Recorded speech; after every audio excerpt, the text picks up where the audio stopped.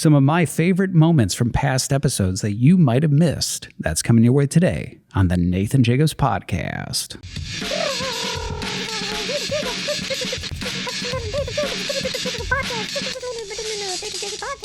Hey everybody, welcome back to the Nathan Jacobs Podcast. As always, thank you for tuning in. Before we jump into today's episode, I wanted to begin with an announcement. Those of you who listen to this podcast regularly, you know that I had announced some time back that I'd be offering a college-level course available to all of my listeners for either credit or for audit, and yes, fully accredited. And we put out a survey to see what you, my listeners, would like to take from me, Dr. Nathan Jacobs. And the survey came back, and the answer was Introduction to Philosophy, a general overview of philosophy. Well, I am happy to announce that that course is now open for registration if you are interested in taking it. The class will commence on August 7th. It will take place every Thursday at 7 p.m. And will last for about 2 hours each session. And if you are local, there will be a place where you can show up for live instruction. If, however, you are not local, you'll be able to take it over Zoom. And as I said, you can take this class either for audit, if you're just interested in sitting in on the lectures and having no responsibility whatsoever, or if you'd like to actually take it and get a grade and transfer that to the college of your choosing. It is an accredited class for which you can receive a transcript that verifies that it is indeed accredited. So, as I said, registration is now open. So what you do, and we will put these instructions down below in the video description, but what you do is you go and you visit myproffer.com. That's MYPROFER. myproffer.com. You can join as a student. You will receive, after you register, a confirmation email. Go ahead and click on that, log back in, go to the menu. You can search courses and you will find my Introduction to Philosophy course, and you can go ahead and register. If you want to take it for credit, you'll need to do the long form registration, which will involve all sorts of information. But if you just want to audit the class, that's a much shorter application. You can go ahead and sign up for that right away. So go ahead and navigate over to myproffer.com and register for that course. And registration will close, I believe it's August 4th, with the class commencing on August 7th. So if you're interested, go ahead and make your way over to myproffer.com and join as a student now. So with that, back to today's episode. I want to do something a little unusual. I know that the episodes here on the podcast can be rather long, sometimes 2 hours, sometimes 3 hours. I think there's even episodes where we've gone over 3 hours. And obviously, as you might expect, while our viewers do tend to hang in there for the long haul, there always tends to be some drop off toward the end of the episode. And really, in many ways, that's unfortunate, specifically with certain episodes where there are really some great moments that happen toward the end. So what I wanted to do is pull together an episode where I highlight some of these moments that might have been missed by some listeners because they tuned out before we got to the closing punchline, as it were. Also, I think this is another good thing to share with our audience because what I've noticed is we've had a number of new subscribers over the past several weeks. And so folks have plenty to catch up on if they want to dig back into the archives. And so this is a good way to highlight certain episodes that might be of interest. So with that, let's jump on in.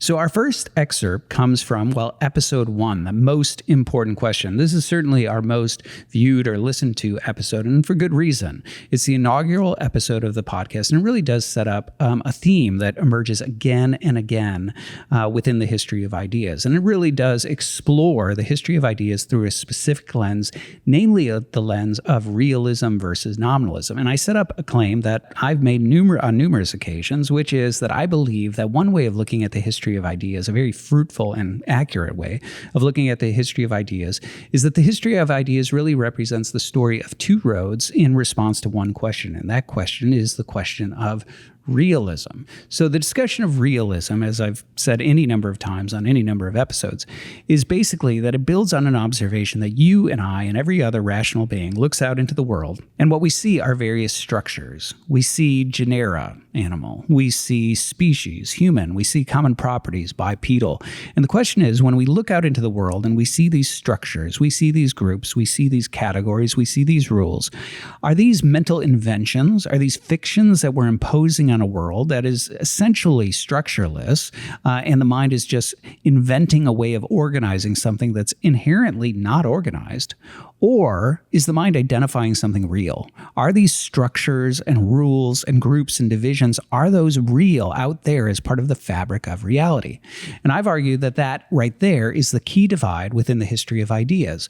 On the one hand, you have realists who say, no, those structures are real. The mind is abstracting something that's out there in the world. On the other side, you have the nominalist who says, no, these are mental inventions or fictions or names from the Latin nomen, and that's why they're called nominalists. And we impose these on reality. And in the most important question, I walk through the history of ideas and I show how you can look at the whole of the history of ideas as really a dispute over this one question. And from this fork in the road emerges all the other subsequent disputes.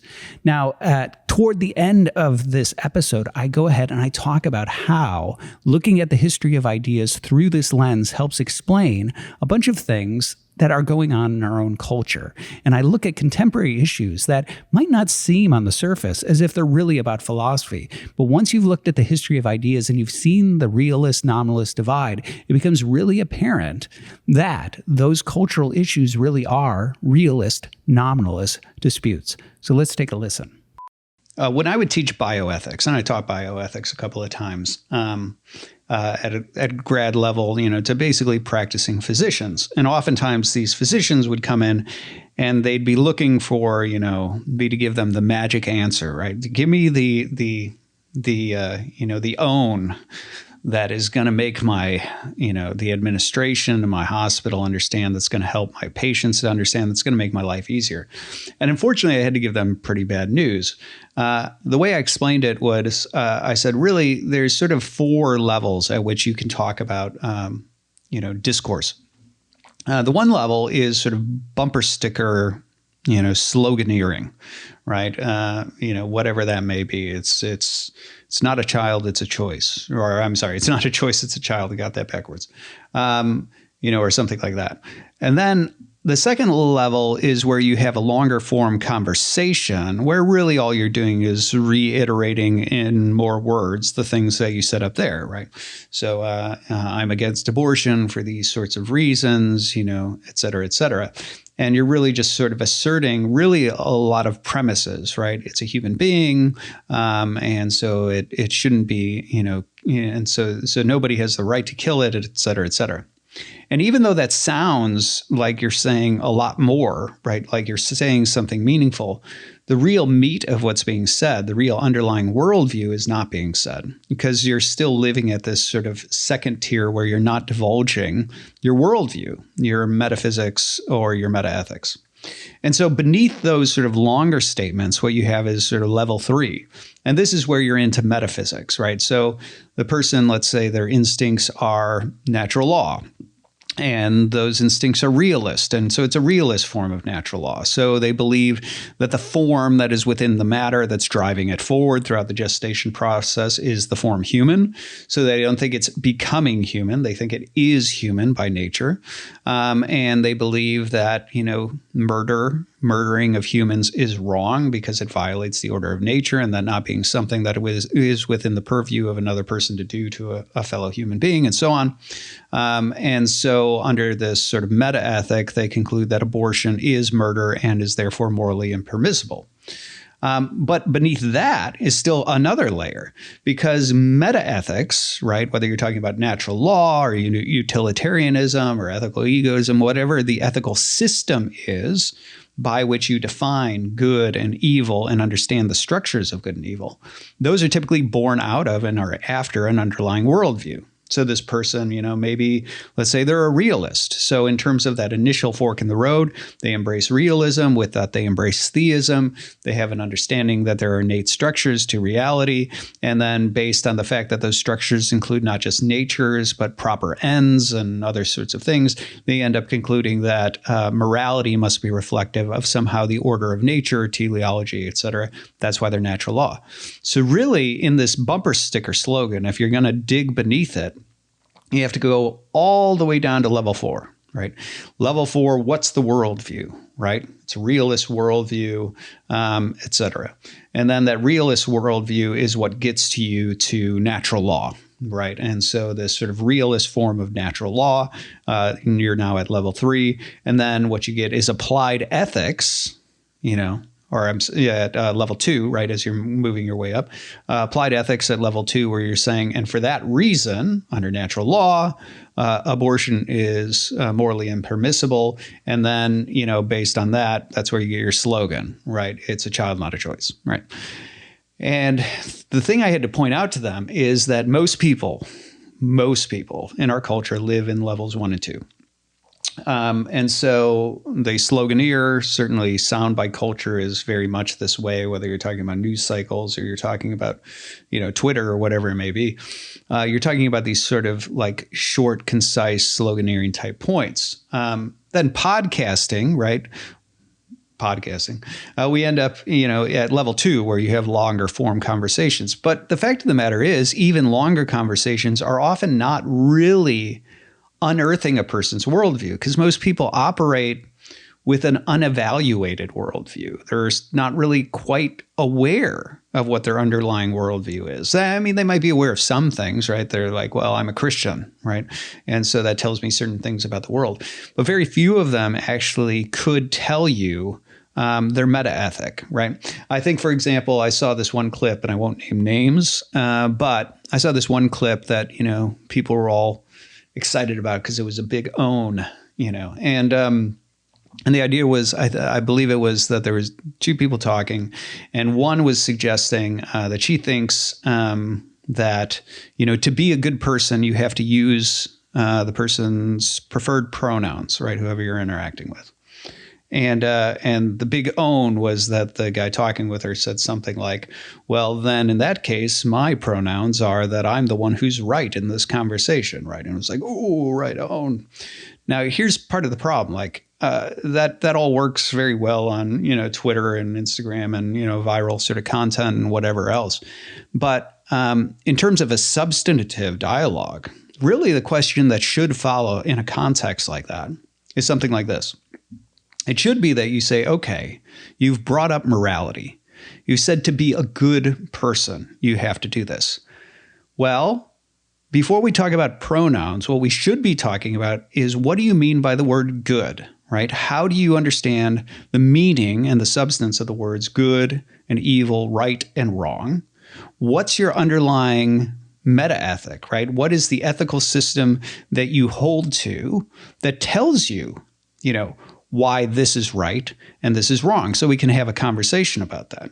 And the fact of the matter is, if you ask this person that question, they'd probably be a deer in the headlights. If you're like, well, look, okay, so I'm a natural law ethicist of a realist sort, and so this is why I don't think that that's true. What is your, meta ethic? They'd be a deer in the headlights. They wouldn't know what their meta ethic is, because most people just sort of operate on vague moral intuitions. They've never delved down to the level of, what do I think the words good and evil, right and wrong mean? What do I think the structures of good and evil are? I mean, there's an entire discipline called ethics, and then meta ethics within that, that is devoted to actually trying to understand the structures of morality. And that's specifically to avoid sloppy thinking about that. But most people don't go into that. So even when you're in the long form conversation, you're really sort of still just living at level 2, where you're just sort of asserting what you think, your applied ethic, your position on this topic, and the other person is asserting the contrary or whatever they think on the topic. And neither of you are really digging down into the deeper levels of where the fundamental differences really are. You're not talking about metaethics. You're not talking about metaphysics, which is the basis for your metaethics. And so you're talking past each other without actually identifying what the real disconnect is. The reason I point that out is because I think that's exactly what is happening within our culture today. I am convinced that the sharp rift that you see in contemporary culture is really at its core a rift between one group that retains a memory of realism. They may not know what realism is, but they have this realist instinct about them in terms of how they see the world. And there is another group that has embraced a form of nominalism. Now, again, they may not know what nominalism is, but that's what's sitting there beneath it. And so when they come to a topic and they begin to assert their premises, they're utterly perplexed because they're talking about, a level 2 subject, and they are already worlds apart at level 4, right? That's what's going on there. And so, one of the most obvious examples of this is the trans discussion. The first premise of, gender ideology, when you're talking about trans, it comes up again and again and again. And it started, and this always jumped out to me, it's when this, came into vogue, is gender is a social construct.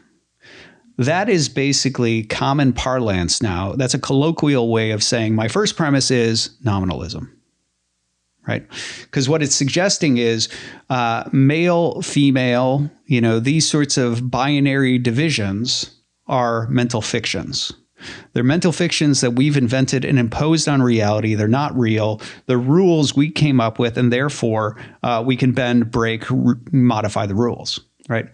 Now, the reason that perplexes people on the more realist side is because what's really happening in the divide is that one group is saying, things like, no, this lump of cells, we call it a penis, right? But if we splice and dice and reshape it to look like a vagina, it now is a vagina because penis is just a name that we've given to that. But really, it's just matter. And then when we reshape it in another thing and we give it the other name, vagina, it really is that thing, right? Whereas the other group, it has a realist instinct. That's a nominalist instinct, right? And that's why I said the first premise of it is gender is a social construct. The first premise of trans is actually nominalism. The realist instinct that reacts says, wait a second, I'm pretty sure it's actually a penis. And I'm pretty sure if you hack it apart and reshape it, it's still just a hacked apart penis.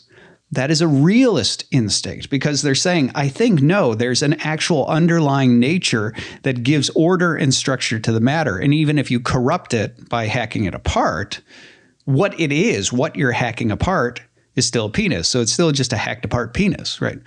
That's a realist instinct. And so what's happening is those two just are looking at one another going, how could you think that? How could you think that? I don't understand you. I don't understand you. And the reason is because they're talking at this level 2 at applied ethics. And what they're missing is that at level 4, they are different planets. And incidentally, this is true not just of trans.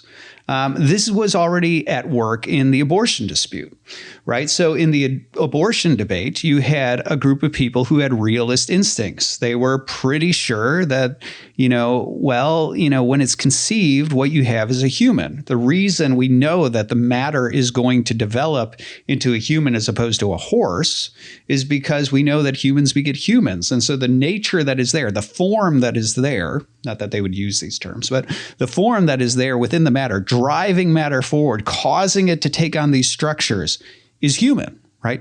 The nature of the thing, when you ask what is the thing, the nature of the thing is human. And that's why matter is taking on that structure. It's manifesting the form that's underneath it. Whereas the opposition was a nominalist impulse where it's like, no, we call it human, but that's why we can also call it fetus and now make it a different thing. It's a different name. And there was this empirical nominalist sort of impulse that says, right, like until it actually looks like a human, right, until all the stuff is manifest, to show that it's a human, it's not really a human. And at the end of the day, we can name these different stages, and in naming them, we really are differentiating them. And so the rejection of realism for nominalism in that sense allowed for a sort of a looser morality with regard to how you treat, the developing child within the woman. And so right there, again, you had a realist nominalist divide that nobody was really attending to. You also see this with regard to issues like homosexuality. You had one group that had realist instincts, and with that, a sort of natural law realist instinct that suggests that there is a certain order of nature, and the order of nature tells you how you ought to live. And so when you look at the male sexual organs and you look at the female sexual organs, it's really obvious that the female body is made to be the recipient of the male body because that's what gives rise to the procreation of children. So males are made for females, females are made for males, not males for males, females for females. And that was seen as contrary to the order of nature. Hence, that was the original resistance to, things like homosexual behavior. And then also the idea of homosexual marriage, where marriage was seen as sort of the natural outgrowth of the natural sexual order. So if the sexual behavior is contrary to nature, so would the union between these two also be contrary to nature. So you saw the divide there. Whereas, again, like from the response on the pro-homosexual side is largely a sort of either ethical egoism or a utilitarianism or something like that, where it was really sort of a question of, well, who is this really harming? Well, who is this really harming is sort of the popular parlance of, like the John Stuart Mill, like utilitarian ethic, right? And so that's born out of the nominalist tradition. So again, you see one group that is largely realist in orientation and another group that is largely nominalist in orientation in this discussion where they're sort of talking past each other. And then you even see it in more subtle things like feminism. When you look at, the history of feminism, one of the things that you see emerging is that there is an insistence in feminism that the order of the structures of family and things like that, where you have male headship, and then for that reason you end up having certain roles for males, certain roles for females, also internal to the home in terms of providing and all the rest, protecting whatever it may be. There was one group that saw a lot of those structures as inherently born out of nature. The fact that men are built this way, they have a certain nature that sort of makes them naturally conducive to this role. Women are built in this way, which gives them a natural orientation toward this role, and so on, that it was seen that the order of nature, right, the family structure was largely realist. It wasn't seen as a construct. It was seen as something that was reflective of just sort of the innate natures, the respective natures of man and woman. And therefore, to embrace that was to embrace the order of reality, right? The nature of reality. And to buck against that was something that was largely unnatural. And so again, what you see, whereas on the opposite side, on the feminist side, there was the inclination to say, no, these are all just social structures or social constructs. And for that reason, we can resist them. We can reorder them. There's no reason that I, as a woman, should play this role as opposed to that role. And we really should be interchangeable because ultimately these are just rules that we've come up with and imposed on reality.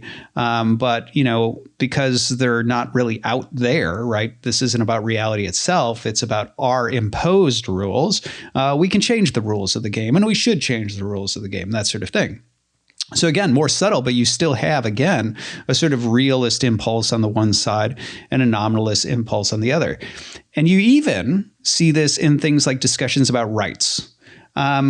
Within the sort of within the rights discussion of modernity, you have sort of two different schools of thinking about rights. The one side is a natural view of rights, and the other view is a positivist view of rights.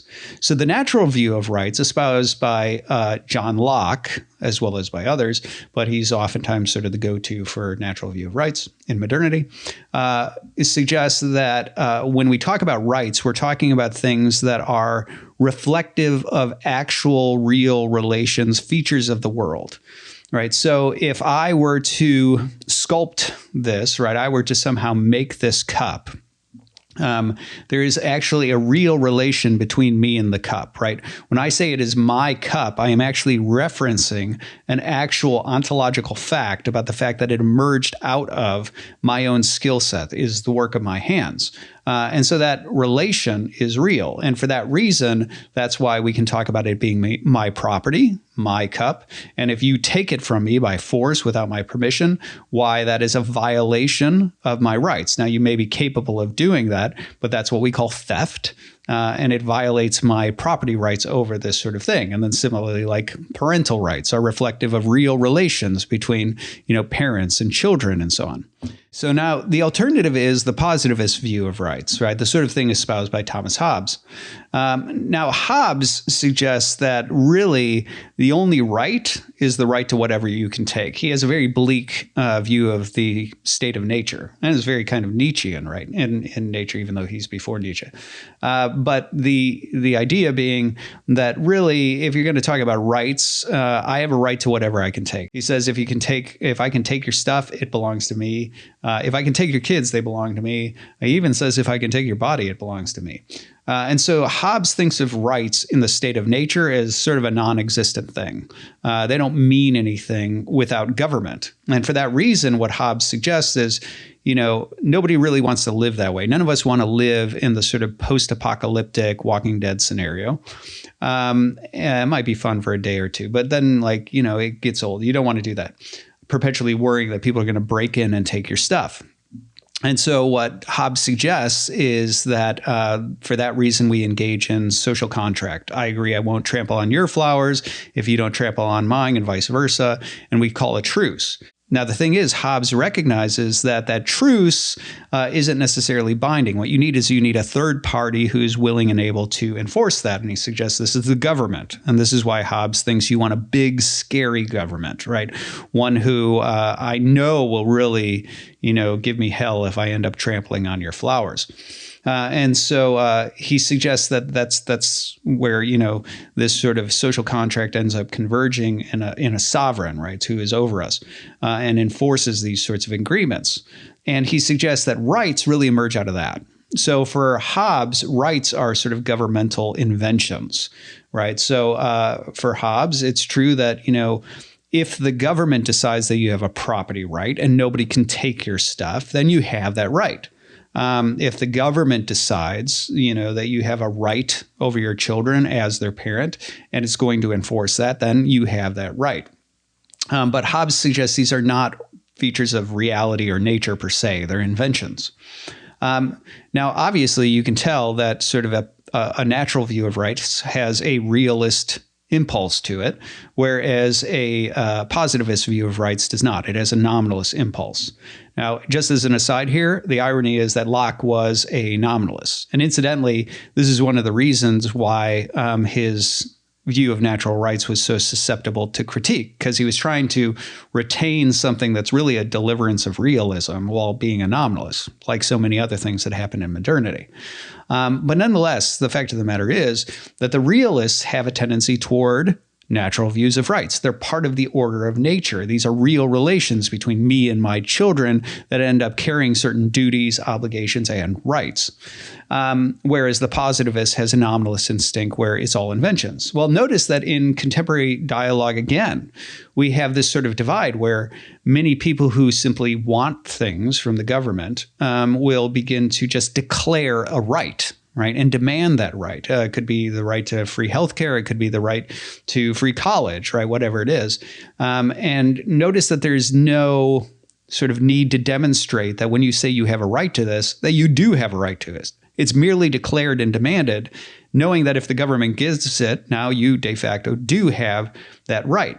Whereas on the other side, there are other folks saying, what do you mean you have a right to healthcare, right? Like, what do you mean you have a right to college? Well, that's a realist instinct because they're interpreting rights along the lines of these are actual structures of reality. And so if you're going to claim a right, you actually need to demonstrate that there's some order of nature, some feature of reality that justifies the claim that you have that sort of right. So all of this is to say that I am absolutely convinced that the most divisive issues in our culture today, the sorts of things that have people absolutely polarized, are really reflective of a divide between one group that is committed to realism, though they may not know that term, and another group that is committed to nominalism, though they may not know that term. And that really at root, all of these divisive issues, virtually all of these divisive issues do come down to that basic level 4 divide. And so in this podcast, one of the things that I want to do is I want to spend more time having those level 3 and 4 discussions, the discussions that typically don't happen on podcasts. And the reason I want to go there is because, as I said, I'm convinced that this is the real divide. So in order to have a meaningful conversation about a lot of these sorts of divisive issues, you need to be able to talk about what the real divide is. And as I said, I'm convinced that most of the discussion is not about what the real divide is. It's at the level of 1 and 2, right? It's at this level of applied worldview already without ever examining the real premises that sit underneath it. And I want to spend time, because my area of expertise is metaphysics, philosophy, theology, the history of ideas. I tend to have slightly different takes on some of these things, not necessarily in the sense that I have a wholly new position, but in the sense that my perspective, right, the position that I take is reflective of level 3 and 4 thinking. All right. Our next excerpt is from episode 15, Longing, Nostalgia, and Spiritual Simplicity. This is an episode that I really did on the spur of the moment. I had been watching this spin-off of The Walking Dead about Daryl Dixon, and specifically thinking about a theme that emerges in that show over and over again, which is that you can't miss something that you never had. And in this episode, I really explore that question of, is that true? And if it is, how do you explain the fact that we find ourselves with this longing for things that many of us don't actually have in our past? We haven't experienced them. And so I diagnose what's really going on there. And toward the end of the episode, I offer up a personal anecdote where I talk about an experience that I had recently had that really illuminated for me the importance of recognizing what that longing really is and what it's all about, and the sort of hope that it can instill in a person. And so with that, let's take a listen. We hearken to a statement from Basil of Caesarea. And Basil, in this particular work, he's dealing with questions that have been asked of him, and he's offering up answers. And one of the requests that comes his way is to teach us to love God. We want to learn how to love God. And Basil insists that you don't need to be taught how to love God because you already do. Now, why would Basil say that? He says, because you love the good. And here Basil is echoing a concept that is ubiquitous in Christianity.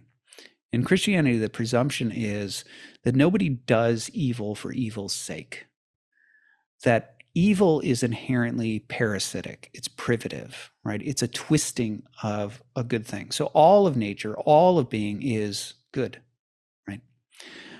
So when we talk about the devil, right? That he exists and he has intelligence and he has cunning and he has free will, and these are actually all good things. But the problem is that those good things can be distorted or twisted. And so the Christian conception of evil was always that it is a privative or a twisting of some original good, right? Free will is good. And we see that good when somebody freely loves or shows mercy or does something like that. But when they use that free will in order to do something evil, now it's a twisting of it, right? The intellect is good, and it can be used as a good to bring forth truth and discover things about the world. It can also be used in order to manipulate. It can be used to wage war, right? There's all sorts of different things that it can be twisted and distorted into using. And so the classical Christian conception of evil is that evil is never substantive. It's not an additive property. It's a privative one, sort of like blindness, right? Blindness is an example of a physical evil where there's some physical good, sight, that has been deprived, right? A privation of sight. It's this loss of a good. And that's where you get an evil. And in many ways, you can think of this, right? This is an important way of thinking about the nature of evil, because even when you go into the problem of evil, and you were to offer up some example. Let's use an example from Ivan Karamazov. So there's a famous speech in the Brothers Karamazov where Ivan Karamazov, who's the sort of rationalist atheist, type, ends up leveling his case for evil, right? The problem of evil. And he starts to recount certain things that the Turks do that were particularly, I think it's the Turks he's referring to.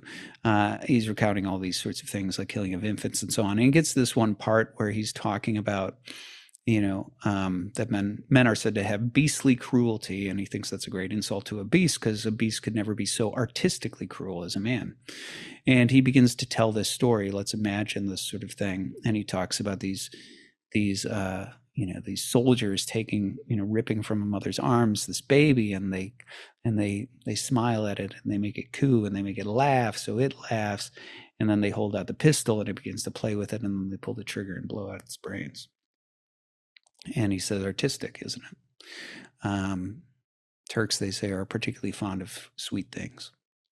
Anyway, I think that's something like what happens in that passage. Now, the point of this is to say, like, you look at that sort of thing, and it's very palpable, right? Just like Ivan Karamazov, it's very palpable. The idea that, that evil is so potent, so violent to the soul, that you look at it and you think, how could God allow this, and so on. But the point regarding the metaphysics of evil is actually what makes that so palpable is the goodness of the infant. So in that moment of seeing an infant, seeing innocence, seeing the beauty, seeing the transcendent, breathtaking beauty of a child, right? The goodness of a baby. It's the tainting and the twisting of that, right? It's the evil requires that to be a parasite upon in order to have that force. And this is the point about the metaphysics of evil, is to say evil has no substantive existence of its own. It requires some good to prey upon. Unless you have the great good of children and of their innocence and of their beauty and things like that, you can't have an evil like that, right? That evil requires that goodness in order to have that sort of impact. So the reason I brought that up in terms of the privation view is because on that view, it's not just that evil is a privation. It's that you and I and everybody else, when we do something, even when we're doing something wrong, we do it because of a perceived good. So perhaps that, perhaps I'm a kleptomaniac and there's some sort of thrill that comes from theft. Well, that thrill, that feeling there actually is a good. And so I'm not engaged in the evil for evil's sake. I'm engaged in it because of the good that it attaches to. When somebody, sort of lords power over somebody else, that sense of feeling powerful, right? That sense of power is the thing that ends up, that it ends up preying upon. And so anyway, you can start to go through these various types of evils we might engage in. And what you begin to find is that they're pursued because of certain goods that they attach to, right? So they're not pursued because the evil is an evil is an evil. People don't do evil for evil's sake. The evil that appeals to them, it appeals to them because of some sort of twisted good to which it's preying upon. And so this is Basil's point. When Basil of Caesarea says you don't need to be taught to love God, you already love God because you love the good. What Basil is echoing here is this entire concept that says whenever you do something, whatever it is, moral or immoral, you do it because of some good. That's what drives you. That's what you love. You love the good. The problem really, and this is coming back then to the answer about simplicity. The problem is that what we fail to realize is that we fail to realize that all goods have a common source. Okay? And so we tend to treat goods as ends in themselves, right? I want this pleasure related to food, or I want this power that comes from this position, or I want the praise of people, or I want to have I want the love and affection of a partner. I want kids, right? Whatever it is, right? We have all these sort of scattered goods. And the problem is we oftentimes find ourselves in conflict with ourselves. I want this, and I want this, and I want this, and I don't see a way of getting those three things to fit together. And so that creates this crisis because they seem utterly incompatible. And that's true. Finite articulated goods are oftentimes incompatible. The good of monasticism, for example, of giving your life entirely to God and parting ways with marriage and family and things like that, those are real goods. And marriage and family is also a real good. And yes, those two are incompatible with each other. But the fact of the matter is, those two different articulations are articulations of the same thing, which is God, right? The good. And so simplicity, coming back to what it means for us to become simple in the Eastern Church Fathers, it actually means coming to recognize that all good is harmonious.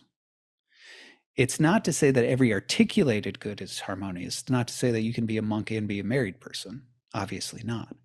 But it is to say that if you understand that the good of monasticism and the good of family and the good of making an impact on the world and the good of a home-cooked meal, that they all have a common source. They're just refractions of the common source, which is God.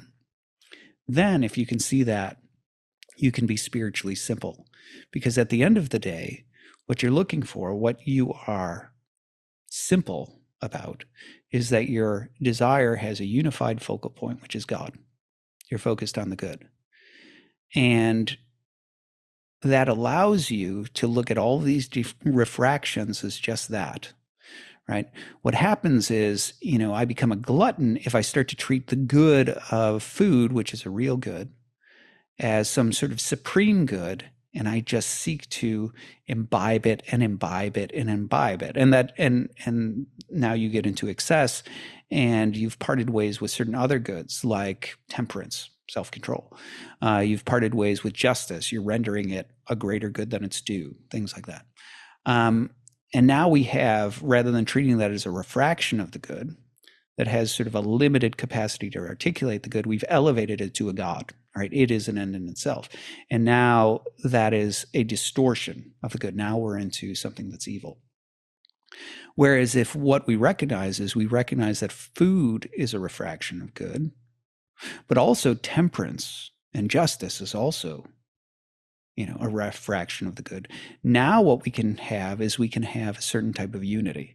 If we can be fixed on the source from which those things refract, now we can begin to have a single-mindedness, a certain type of simplicity. And that's what Basil's talking about, right? Basil is talking about you already love the good. The problem is most of us fail to realize that the various goods that we love are refractions of the good, which is God. And that's how we end up in excess. That's how we end up in turmoil, because we're trying to grab two goods that seem to be incompatible. And the articulations may well be incompatible, but their source is not, right? Having God and that single-mindedness on the source, which is the good, is not actually incompatible. And so that's the sort of simplicity that we strive to grab. Now we can finally get back to Daryl. Okay, so I don't believe that the sort of longing that is being described for family and for home, we're in the Walking Dead scenario, and somebody finds themselves longing for the world to be right again so that they could fall in love, they could be married, they could see that love flower into children, they could see that flower further into a sense of home and peace and wholeness and joy. They could watch that flower into grandchildren and see the family expand. They could have all of the goods that come with that. Well, it's true that it may be true that you can't miss that if you've never had that. But I don't think that person misses it, right? Daryl's pointing out they never had it, so they can't miss it. But I don't think that person misses it. I think they long for it, okay? And I think something similar happens with enchantment, right? So when someone like my friend who has a fairy tale, they're going down a certain fairy tale rabbit trail, and down in that rabbit hole, they're discovering this sense of longing, and they identify it as nostalgia, but they're confused because nostalgia has to do with something from the past, and I don't have any of this in my past. I think it's because it's not nostalgia. I think it's a longing. It's a longing for something else. And this is where what I think is really happening is that longing is being triggered by a momentary recognition of something transcendent. You're starting to actually see the source of that good refracted. This is the sort of thing I think C.S. Lewis has in mind when he talks about, when he talks about childhood, and he talks about joy, and he talks about, he connects the numinous actually at one point in The Problem of Evil when he's talking about these encounters with something on the other side of the veil, and he says, well, you could dismiss it, as some sort of evolutionary sort of flub or malfunction, but you'd have to part ways with ancient man, et cetera, but also your childhood, right? He ties it in with that sort of, childhood longing that comes from fairy tales, that sort of sense of enchantment. And I think that's precisely right. I think what's happening is not that a person necessarily came from a family where they got to see the enfleshment of home, of peace, of tradition, of joy. Maybe they tasted it and maybe they glimpsed it. But what's really happening is that they are in those images, whether it's images they see in another person's family, or it's something that they've seen represented in film, or it's even just something that they've been able to see in their own imagination. What they're seeing is a refraction of something that has its original source in God. I think with the fairy tales and the sense of enchantment, there is this longing when you encounter a world that is that way, a world that's filled with magic, a world that's filled with meaning, a world that is mystical. There's a longing for that. And I think that longing is not a longing for something fabricated. I don't think it's a longing for something that you've experienced from the past. I think it's an appetite drawn from your very nature as an icon of God. So just as the eye strains toward light, strains to see, the stomach toward food, you have in your nature certain innate and proper ends that just sort of strain toward that. This is sort of the ancient concept of entelechy, of the nature of a thing that has a certain end, and so it sort of naturally sort of leans toward that. It hungers for that. It has a natural appetite for that, and not necessarily a stomach appetite.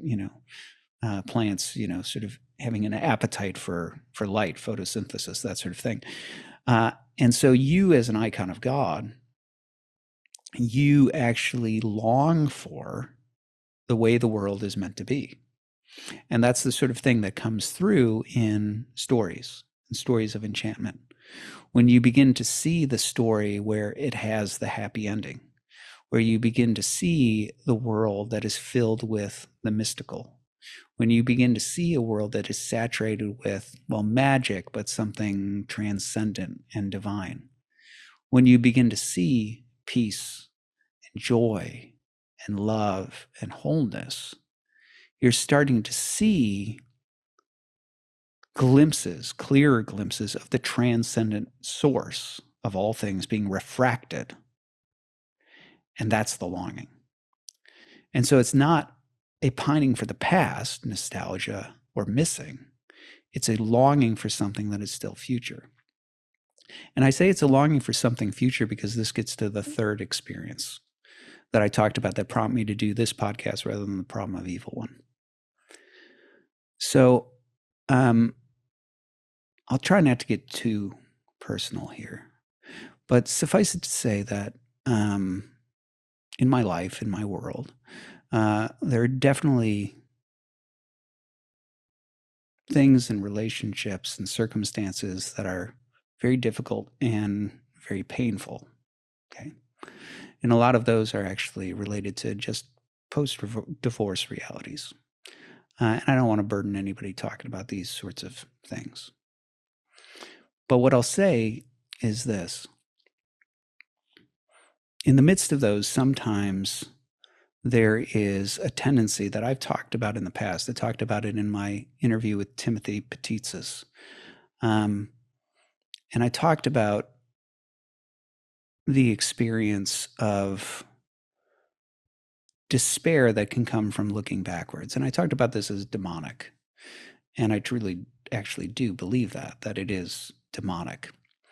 The idea being that I'm convinced that one of the things that the demons do is they want you to look backwards at your past. And the reason they want you to look backwards at your past is because it's immutable. It cannot be changed. And the fact that it cannot be changed is despair-inducing. And so if they can get you to just fixate on the mistakes, on the things that you've done wrong, on the missteps and the what ifs and the hypotheticals contrary to the fact and all that, and just focus on the picture that cannot be modified, they can successfully induce despair.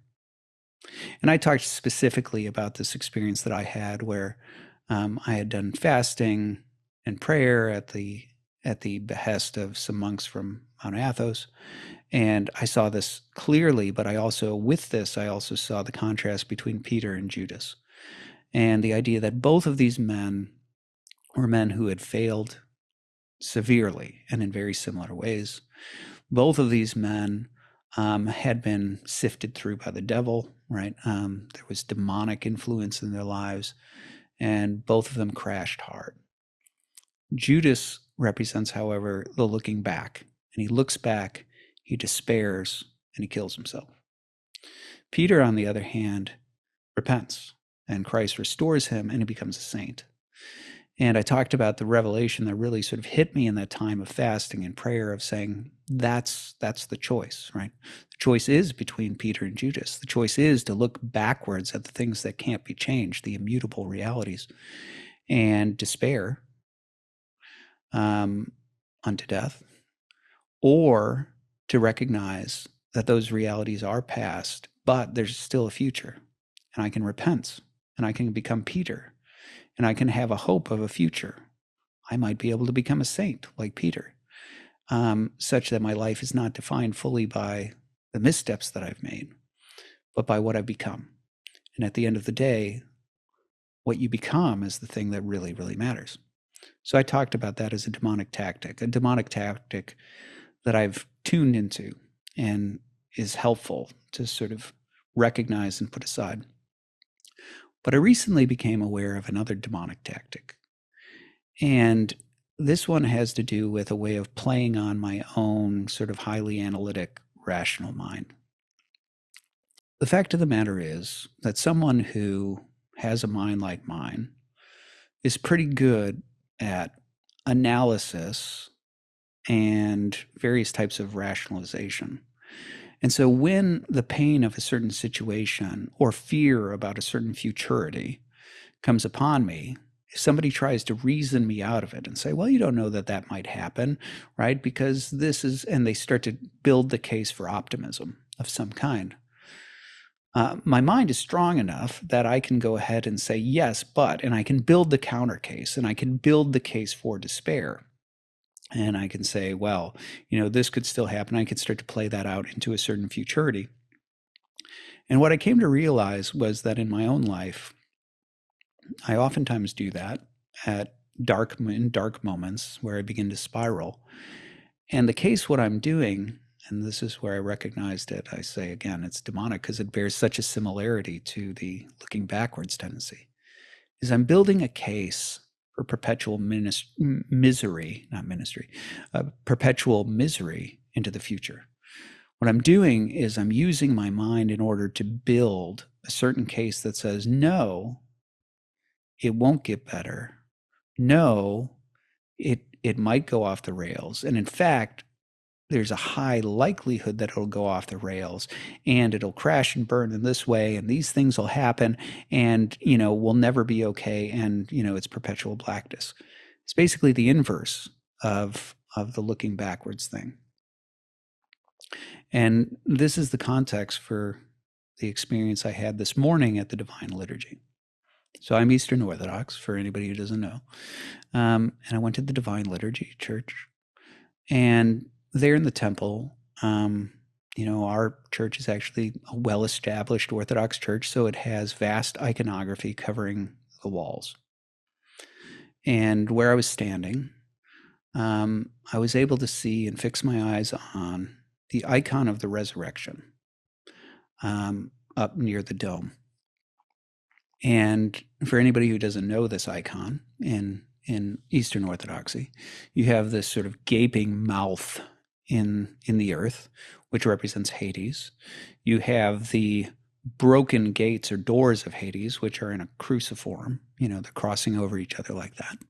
Sometimes you have, and in ours we do have, you have a dark figure bound in Hades. That's the strong man or the devil. And you have Christ standing, the resurrected Christ standing on the gates, the broken gates. And then you also have Christ lifting up out of Hades Adam, sometimes Adam and Eve. In ours, it's Adam.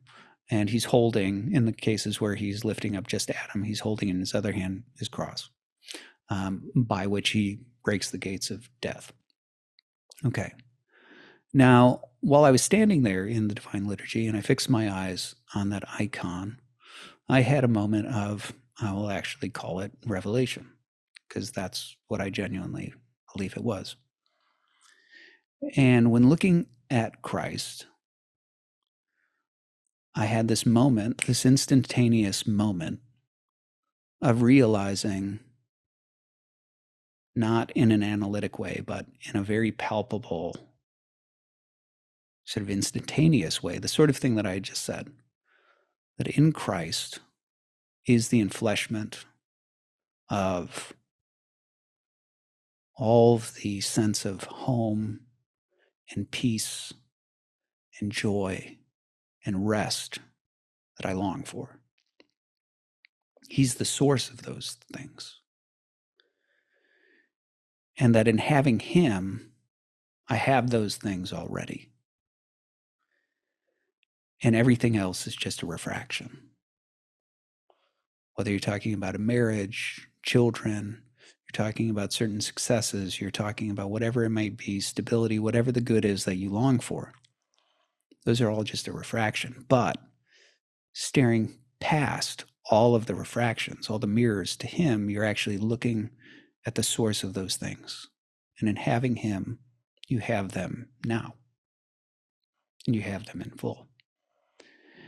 And with that, what also occurred to me was a second thing, which was the realization that all of the things between here and there, all of the different pain, right?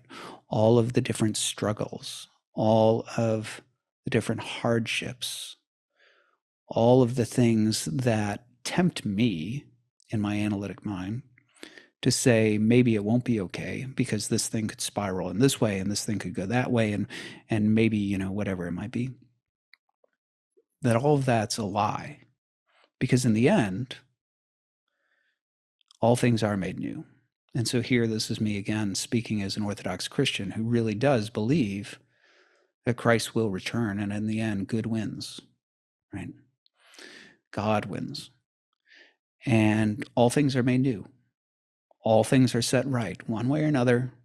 All things are set right. Injustices are made right. That the pains that we experience are healed, that wounds are restored, that the longing is satisfied. And essentially what it felt as if was happening in that moment in the Divine Liturgy, by looking on the face of Christ, is it genuinely felt like I was staring through the fabric of time at the end, right? At him having won.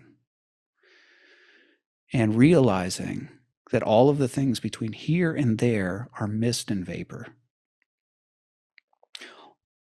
And it was as if I had tunnel vision in that moment, where I'm looking on him and I could still see in the periphery of my vision all of the things that tempt me to despair, all of the things that churn my stomach or cause me fear or anxiety or, plague me and consume, the darker parts of my mind and imagination and all the rest. I could still see them like this dancing flame in the periphery of my eyes, clamoring and demanding attention, demanding the attention that they're owed as something that should be able to induce despair. And I realized that they don't actually deserve that because they are mist and vapor.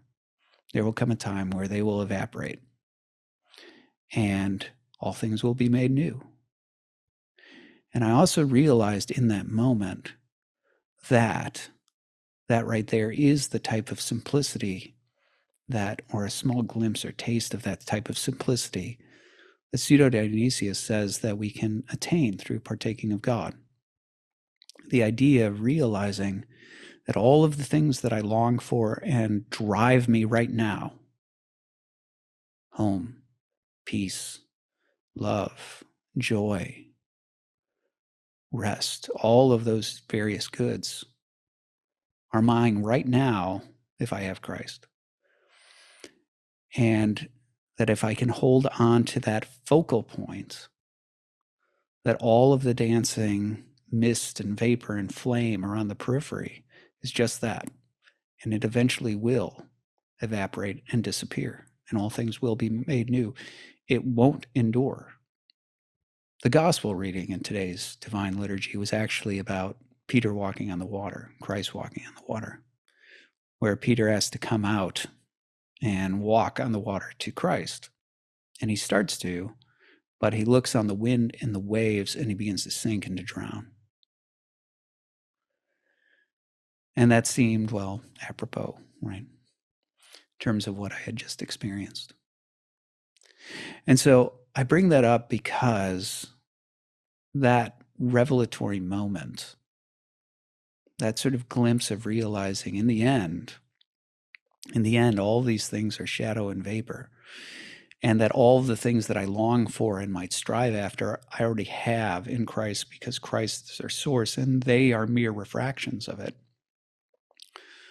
That is the sort of thing that brought me a peace that I hadn't had in a long time. And I couldn't help but think back on the things I had thought about and meditated on when hearing Daryl Dixon, of all people, say, you can't miss what you never had. And then also the conversation about fairy tales, the longing enchantment, because I think that really is the thing that's happening there.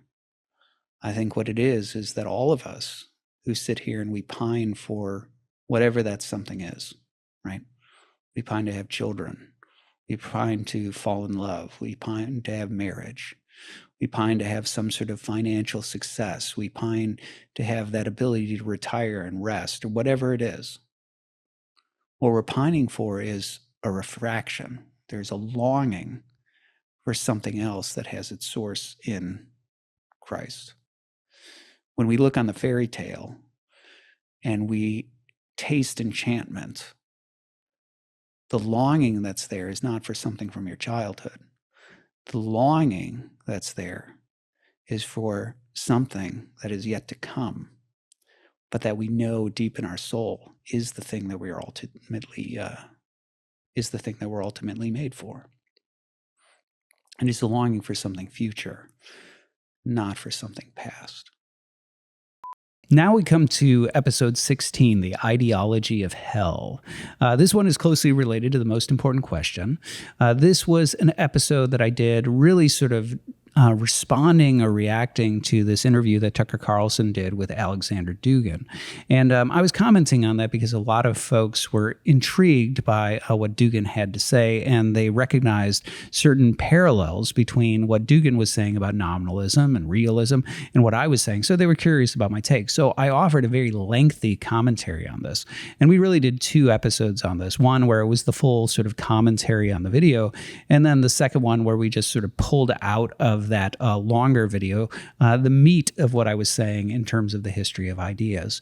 And toward the end of this episode, once again, I do something very similar to what we do in The Most Important Question, which is that I start to look at how some of these insights about nominalism and the emphasis on the individual begin to unfold into the philosophies of today. And I offer a specific warning, basically, about where all of these philosophies head. So with that, take a listen. The ancient world always recognized that there is some sort of tension in the world, right? That there's some sort of conflict, call it good and evil, right? We'll just call it that, right? That there's some sort of turmoil. We all sense it, right? We all recognize that it seems like there's certain things in the world that are good and certain things in the world that are horrifying. Certain things in the world that we might call justice and fair, and other things that seem wildly unfair. We also feel it in ourselves, right? We have this thing in ourselves where we're inclined to do certain things. We see certain altruistic goods. There's certain things that we want to be, right? We want to be courageous. We want to be strong. We want to be this. But then those things often will run into conflict with other things, right? Certain desires that sort of are like, well, are you sure you want to be courageous, right? Are you sure you want to tell the truth? You know, is like being an upright, honest person really that valuable in comparison with what we could get if we lied, right? You know, is being chaste really that good? You know, because look at her, that looks better than being chaste, right? Like we have all these sorts of tensions in the world in us. And part of the question is, how do we interpret that? How do we make sense of the fact that the world seems to be at odds with itself? So that becomes kind of the question that's there. And it's interesting because there's only a few answers that are on the market. In ancient philosophy, you see this all the time, right? One of them is sort of a pantheistic type, a certain form of pantheism, and there are various forms of pantheism, but one that suggests that God is somehow beyond good and evil, right? So you actually see this in Heraclitus, if you're going to go really early, right? Where he talks about the fact that men, you and me, we call certain things good and evil because they're unpleasant, right? This is desirable, that's not desirable.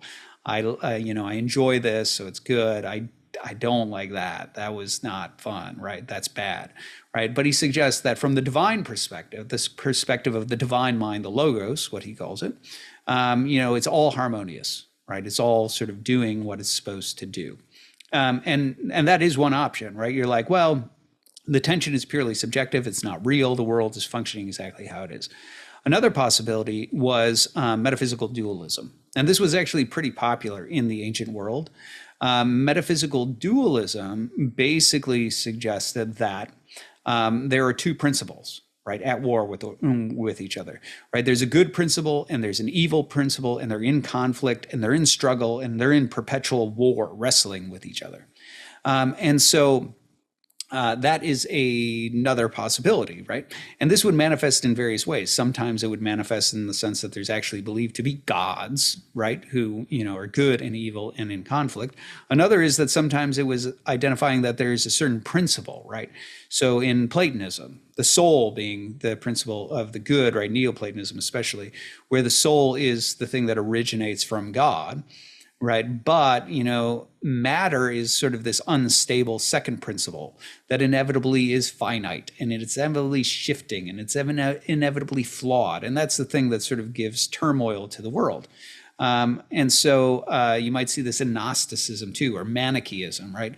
The Manichaeistic early cults, they believed that flesh is inherently evil and spirit is inherently good.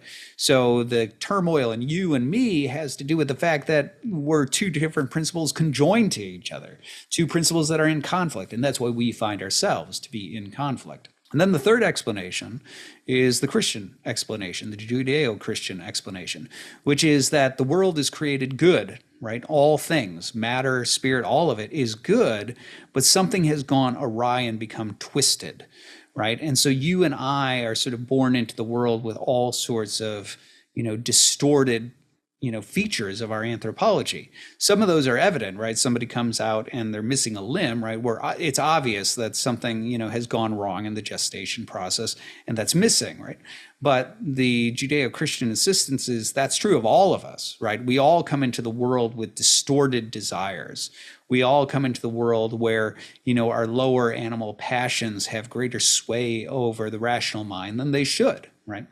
And so in this sense, the idea is that there's nothing evil about the flesh or about matter. It's just that it's gotten twisted in the process of formation. And so like having been twisted, and in the narrative, as you know, it's Adam and Eve who twist our human nature, and then that's passed on to us.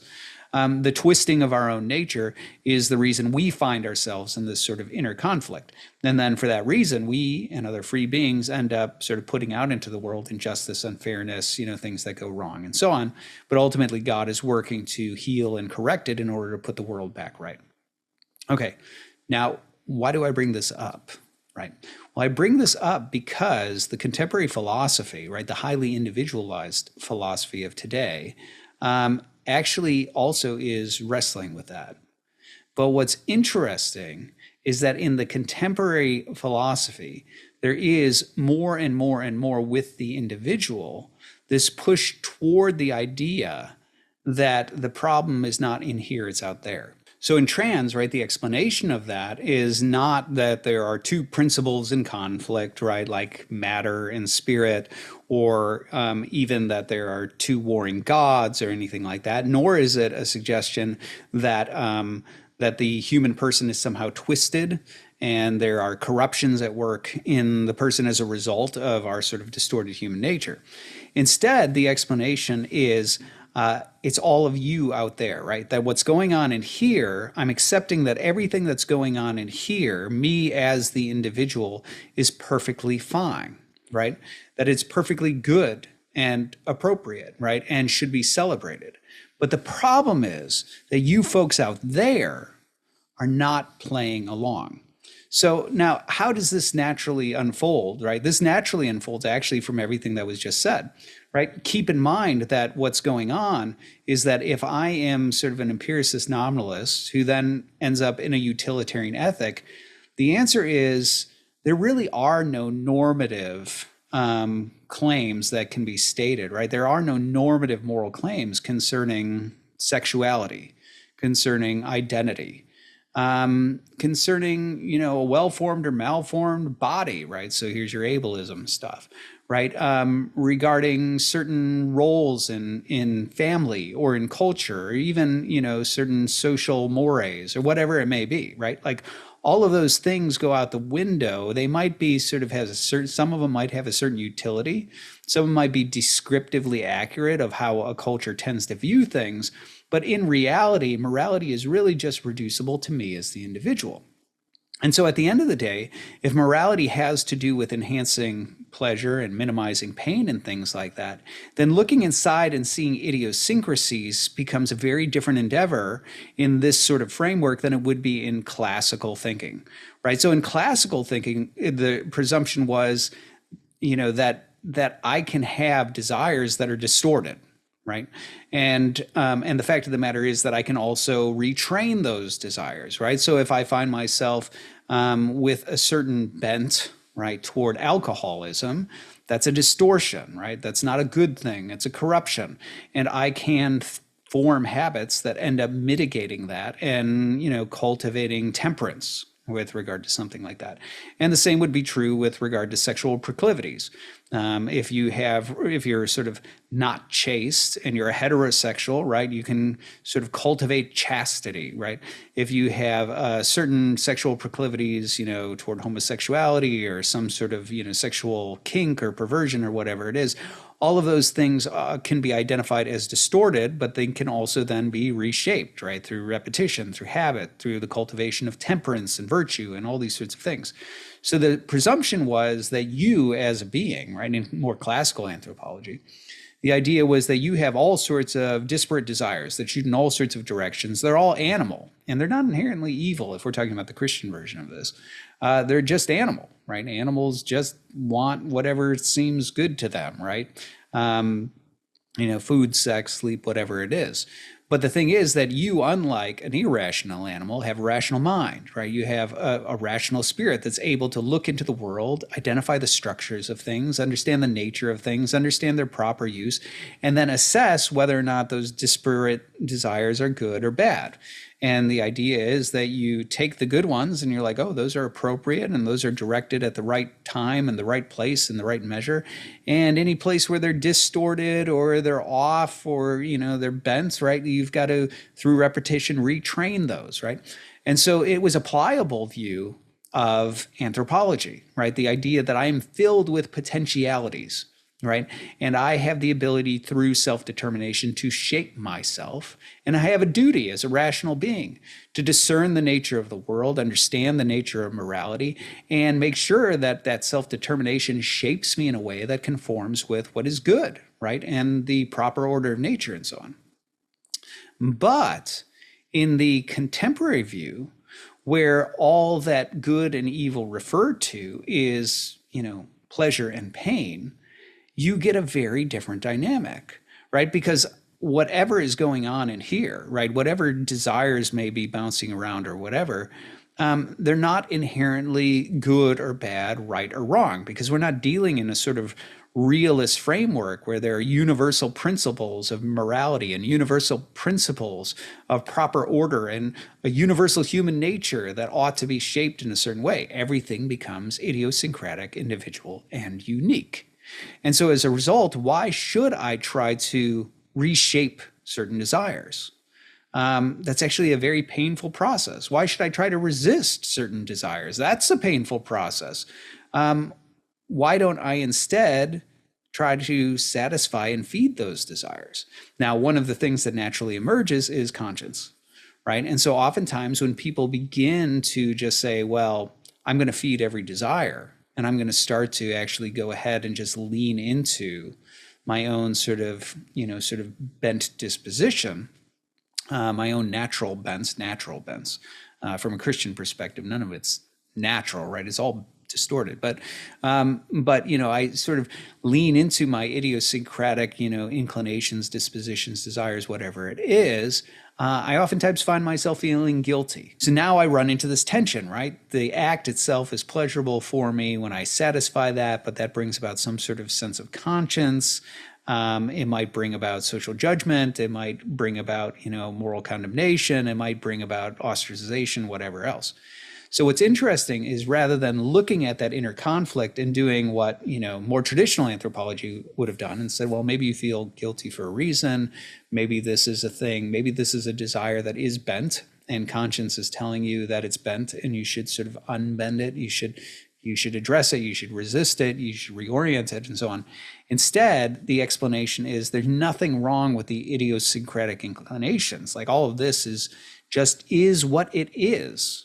And I should be free to just indulge and sort of satisfy those desires. The problem is all of you out there.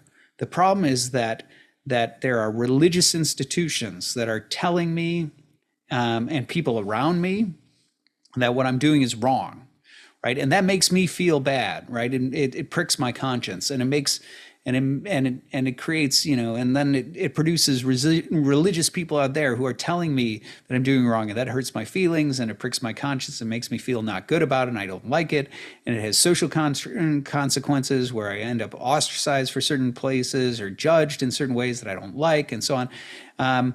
But if none of you people thought that, right? Like if there wasn't this religion, or if this religion was just like more accepting of me, then I wouldn't feel that way, right? And that sort of becomes the explanation. So what is the enemy, right? The enemy here is not actually the flesh, right? Like if we were a Manichaeist and we thought matter is evil, it wouldn't be that. The enemy would not be a second principle of matter if we're Platonists and we're thinking we need to be able to sort of like escape and transcend the material realm and return to the world of forms. The problem is not even in the Christian sense that I have somehow inherited a distorted and crippled nature that is in need of healing. Instead, the answer is there's nothing wrong with me. The problem is that there are intolerant social structures. right? And the thing that is in my best interest is to be able to freely indulge my idiosyncratic desires and proclivities without any kind of judgment so that I don't feel conscience, right? And that's one of the reasons why so much of what you see in wokeness is a celebration and a normalization of every idiosyncratic thing, every idiosyncratic proclivity and desire and so on. Why? Well, because that's just what floats that person's boat, right? Morality is reduced to like, pleasure and pain. And so the sort of fantasy, right, is that somehow if we could have a society that would accept and celebrate all things and get rid of all this judgment and all these sorts of moral suggestions and get rid of all that sort of stuff, then what would happen is every person would be free to indulge and celebrate their idiosyncratic desires without getting the prick of conscience and the pain that comes from, the consequences of it, right? If we could do that, then we would be sort of reaching for utopia. So that's rather interesting, right? So this is where what happens is liberty becomes an end in itself, right? Why? Well, the liberty in this sense morphs from free self-determination as a means by which to become, say, virtuous or pious, or faithful or whatever it is, or become rational and being persuaded by truths of reason. Instead, now liberty is a critical feature of I need to be free to indulge whatever is in here without judgment, without condemnation, without the pains of conscience, without the pains of culture, right? Like that's what needs to happen. And that's why it's obligatory, not just that you allow me to exist and allow me to be what I am, that's not just legal, it's not just sort of allowed within culture, but it needs to be celebrated because I need that bolstered sort of encouragement. What I need is I need to be celebrated so that I am able to indulge the things that are idiosyncratically me, and also at the same time be free from the pains that might come on the heels of that, whether that's conscience, morality, judgment, ostracization, whatever it may be. Now, what's interesting is where this heads is transhumanism, because I think what you ultimately begin to see is that even when a person wants to sort of cast off certain fetters, right, certain restrictions. So let's say I'm a trans identifying male who just has this desire, right, this fantasy of being a woman, right, becoming a woman and being to live as a woman, right, and that I really do believe that will satisfy my innermost, desires and that will make me happy, right? There is no normative principle once you're in this sort of nominalist, empiricist, utilitarian framework to say like, that's not good. Right? You shouldn't do that, right? And so now that actually is an open possibility. But here's the thing. There are limitations, right?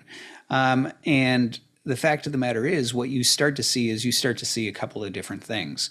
I spent a long time, and perhaps, sometime I'll explain this, but I spent a long time when trans was first becoming a very prominent thing within our culture. It was really sort of bubbling up as more and more prominent in the cultural conversation. I spent a lot of time reading Reddit, like subreddits on trans, right?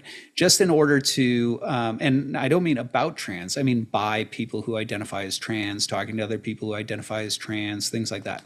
And the reason was because I wanted to understand the psychology of what was going on.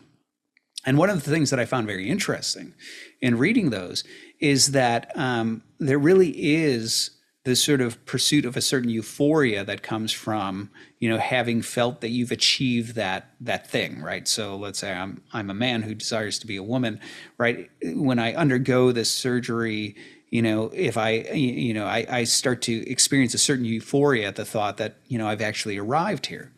And what's interesting is those forums indicate a real sort of wrestling between euphoria and dysphoria, right? So if somebody mistakes me as a woman, right? I'm dressed up, I've done the trans thing, I'm pre-op, I'm post-op, doesn't matter, right? But somebody sees me and they refer to me as ma'am, right? Or something like that.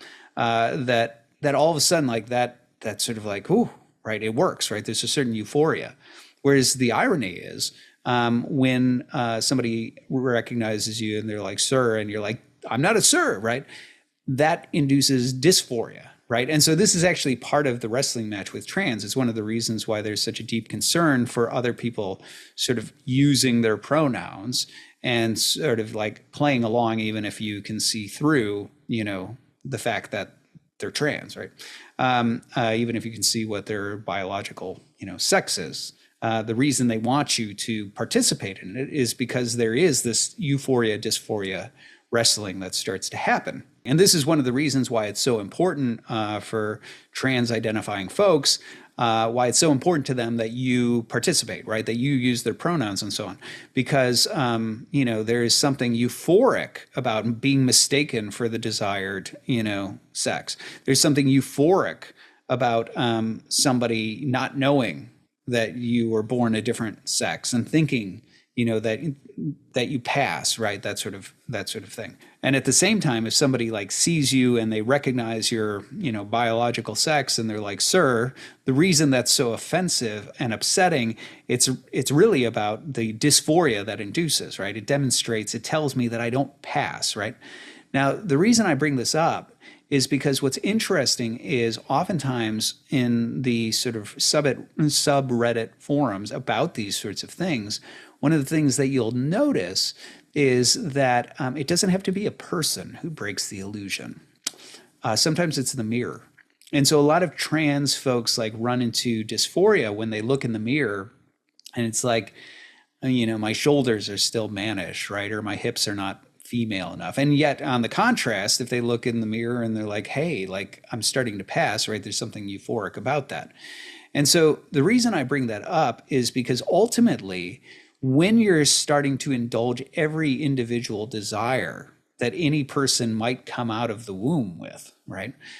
You open the door to things that reality simply cannot accommodate, right? And in this sense, what's interesting is the real enemy for this absolute freedom, for this individual-driven, individual-centered, idiosyncratic philosophy.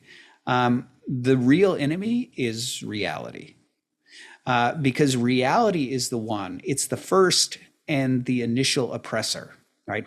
It's the one that didn't ask me whether or not I want to exist. It's the one that determined my sex.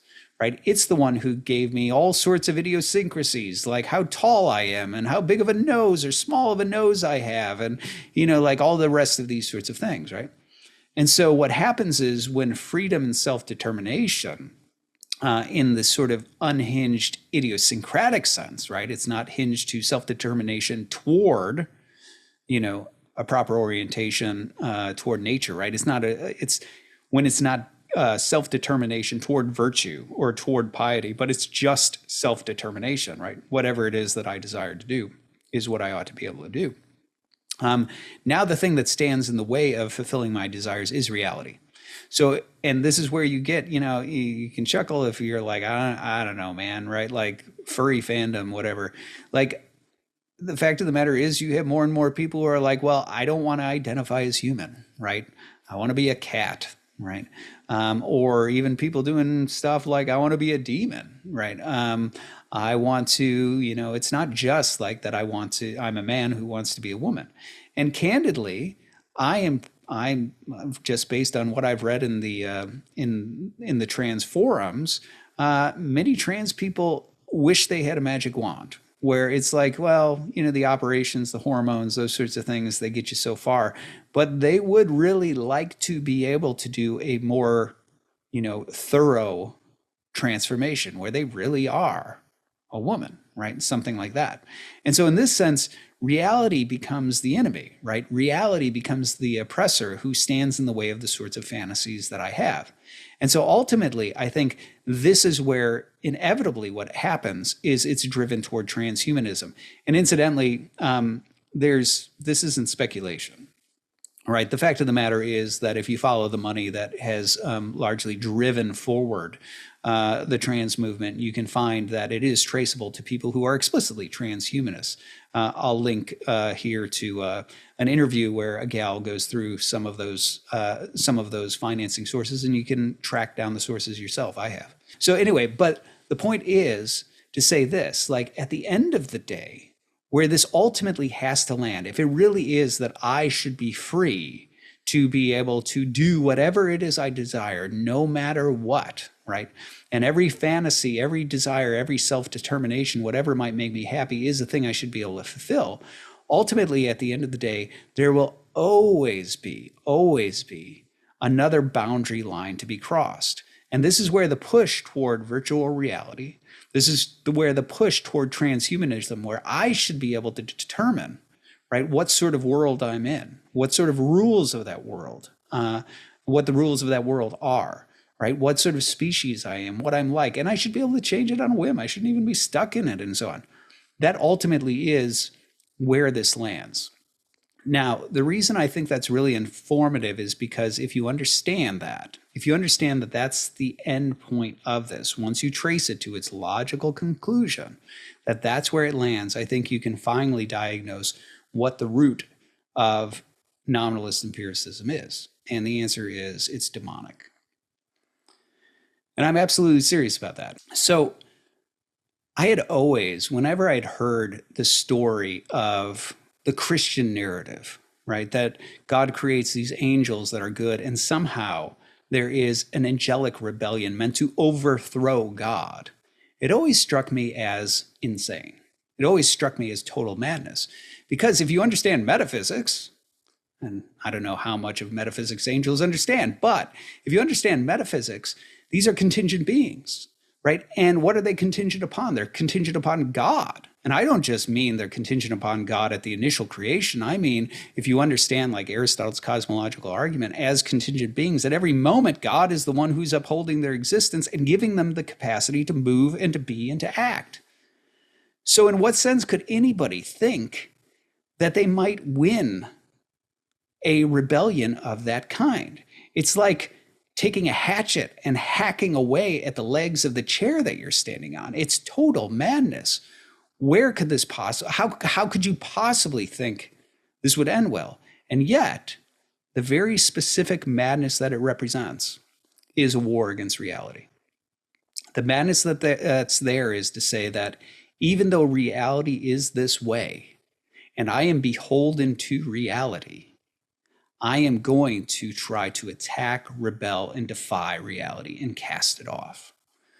That's the heart of the demonic rebellion. And candidly, that's the spirit of this nominalist, empiricist, individualist drive that ultimately goes toward transhumanism. At that point, the mask comes off, and what you see is what it really is, which is it is a demonic spirit that says reality is the enemy. And in this way, I really do think the fork in the road that's currently before us is not just realism and nominalism. I made that clear in my podcast on the most important question. I think the real divide you see here, what this ultimately comes down to is a question of this. Is reality our friend, or is reality the original enemy? One group recognizes that we are beings born into reality that has a certain structure.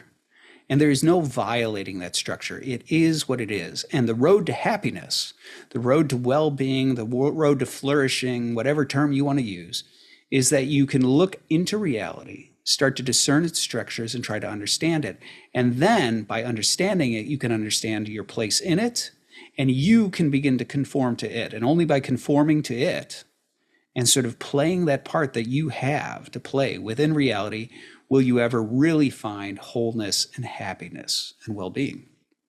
And the other side says, reality has no innate structures. Reality and the structures that we talk about are mental inventions, and we can and indeed should cast those off and form a rebellion where we get to reshape reality however we see fit, and we will be gods. And in that sense, that alternative road is ultimately the cry of the demonic. And that really is the realist-nominalist divide. The realist says that the very reason that you and I look out into the world and we apprehend certain structures, we abstract certain structures, we see those things is because they are real. And there's no changing those structures. They don't originate with us. They're not fictions of the mind, right? They are out there as part of the fabric of the world into which we are woven.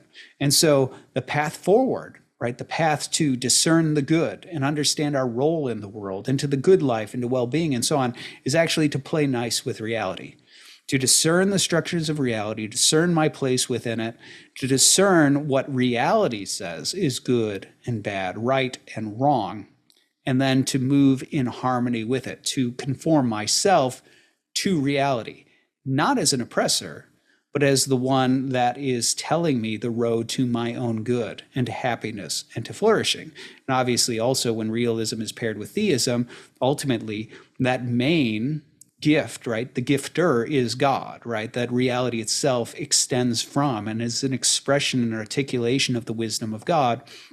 And this is part of God's fatherly care, right? This is part of God's wisdom and kindness and goodness and justice and the rest to invite me into this process of myself being transformed and conformed to the order of nature so that I might flourish and experience beatitude, so that I might experience happiness, right? So that I might experience well-being. So that's the realist vision. And on the other side is exactly what I said, where the main oppressor is reality itself. Right? So the idea being that none of the structures that we think are out there in reality are really out there. All of those structures are in here. They're mental, right? There's something that we impose on the world. And for that reason, we are able to modify them. They are ultimately pliable. There's rules to a game that we invented and put out there. And for that reason, all the social rules, all the moral rules, all the ontological rules, all those sorts of things are things that are subject to our control. We are gods, right? And so for that reason, we can remake reality how we see fit. And there's nothing and no one out there to tell us otherwise. Ultimately, we are the ones who can determine what is in our best interest. We can determine what it is that we want, what is the good we wish for, what is the good that we desire. And if we can come up with a way to make that happen, whether it's through cultural change or it's through surgeries or it's through virtual reality or whatever, ultimately, we have a right to do that. Why? Because reality is subject to us, not the other way around. Okay, so I want to close out this with, looking at this question that once you've liberated the individual, what then comes next? And here I think there's something very interesting, which is that even though on one hand, a lot of these sort of ideologies that are aimed at this sort of highly individualized, tendency, right, like wokeism, on the one hand, they may seem like what they're about is they're about trans, or they're about homosexuality, or they're about abortion, or they're about feminism, or whatever it may be, right? On the surface, it seems like that. But I think the thing that's really much more interesting, and this is something that comes out of my research related to the religiously unaffiliated, which I'm going to have a couple of podcasts on that, but I've done a documentary on this. I've done talks on this, right, on the religiously unaffiliated. And one of the things that I noticed when looking into that, and I'm not the only one who has, pointed this out, right? You have researchers like sociologists like Clay Rutledge and others who have noticed this as well. But what's interesting is that so many of the folks, when they abandon religion, they start to move initially toward the occult. And then when they grow disillusioned with the occult, they move into sort of political activism. And why is that?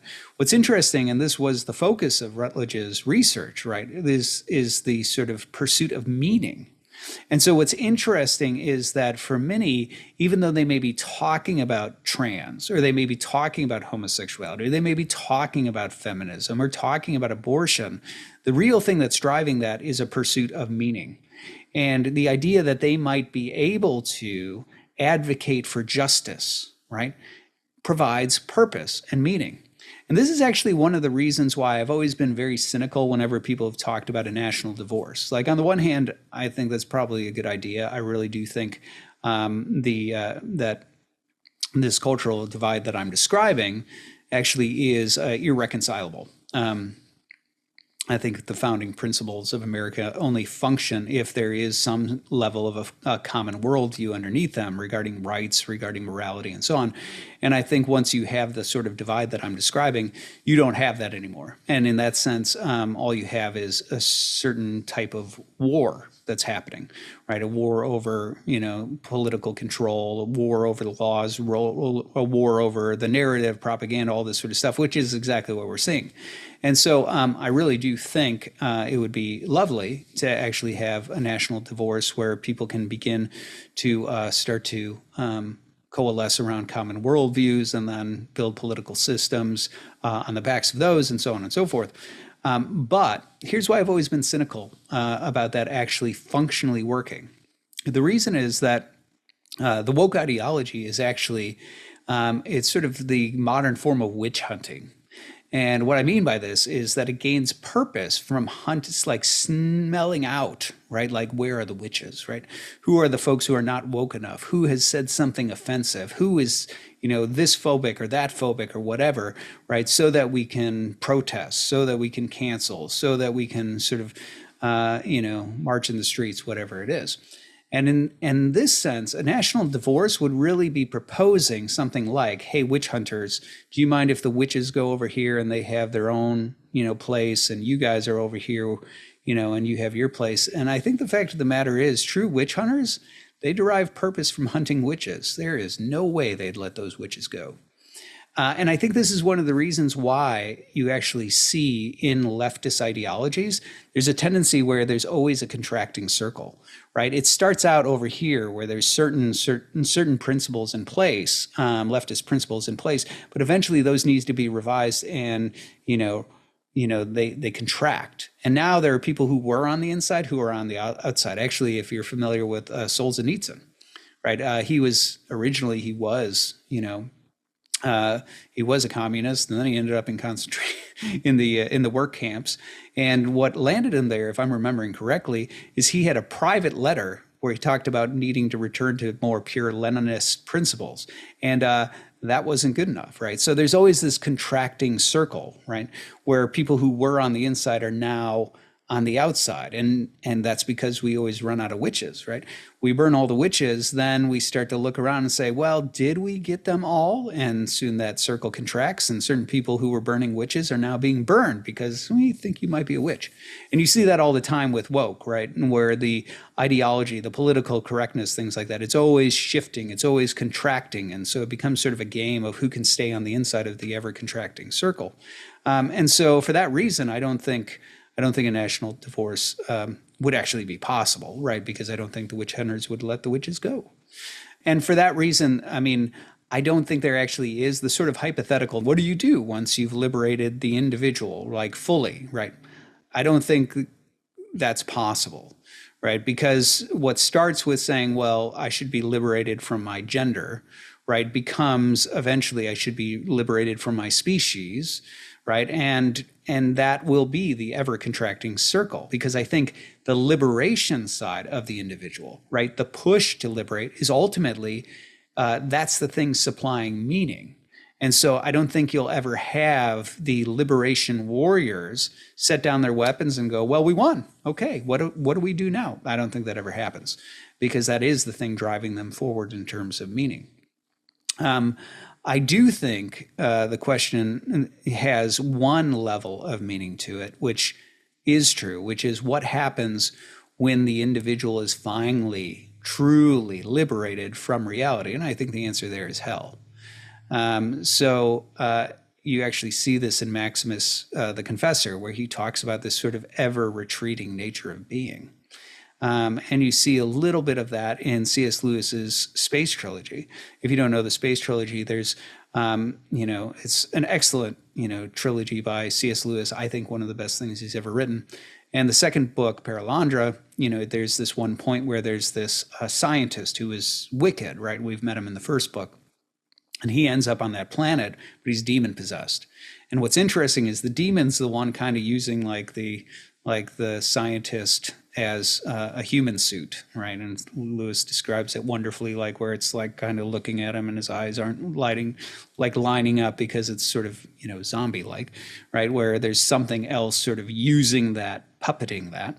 But every now and then Lewis will talk about the individual, right? The scientist, hearing the scientist sort of like cry out from inside of him, right? And Lewis goes off on this little tangent, imagining like, sort of what happens when the individual sort of continues to retreat from reality, right? When they begin to erode and die, right? Because this is the way in classical metaphysics this is thought about: to move into reality, to move into being, to move toward God, to participate in reality, to cooperate, to become those things like virtuous and pious and all the rest, is actually to become in some way more real, right? There's a greater fullness of being, well-being, right? And yet to retreat and rebel against reality is actually to begin to erode and to become corrupt. It is a type of retreat out of being into an ever distorted reality, generation and corruption. That's the sort of way that was conceived in classical metaphysics. And Lewis tries to illustrate this in his book, The Great Divorce, as well, right? Where in that book, you have people who are in hell, in this sort of shadowy place, that end up going to heaven to talk to people who are there. And when the shadowy people from hell get to heaven, they are transparent, right? They're just sort of inky shadow type things, and the grass penetrates their feet because the grass is more real than them, right? Whereas the people who are in heaven are more substantive, right? Lewis is again giving that sort of like fullness of being versus retreat into non-being type thing. And he talks about that in Paralandra, where he's sort of contemplating what happens to a consciousness, right? To a mind that is sort of retreating out into that sort of ever growing, sort of that abyss of non-being, retreating away from being. What happens, right? And I think the thing is, like, ultimately, whatever that means, it probably is an extreme form of madness, right? At some point, the shedding and the retreat and the rejection of the individual, of my species, of reality, all these sort of things, has to at some point also shed reason, rationality, and sanity, right? And in this sense, it has to become an ever more broken and distorted mind that hardly even bears any resemblance to mind. So I think the answer is that the individual, in its perpetual retreat, retreats to an ever fleeting, diminishing state of non-being. Like, that's probably the answer. If you're talking about what happens when you've been liberated from the individual, that's what's left, sort of the death rattle of a being that is hardly even a being anymore, right? That's where it ends.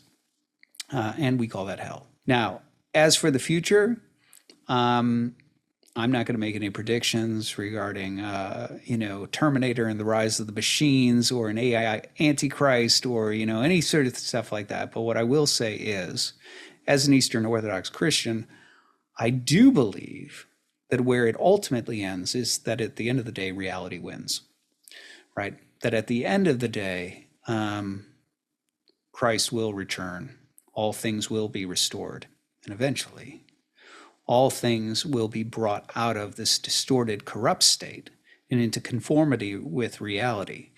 And we'll finally be able to see and to fully enjoy reality as it was made to be.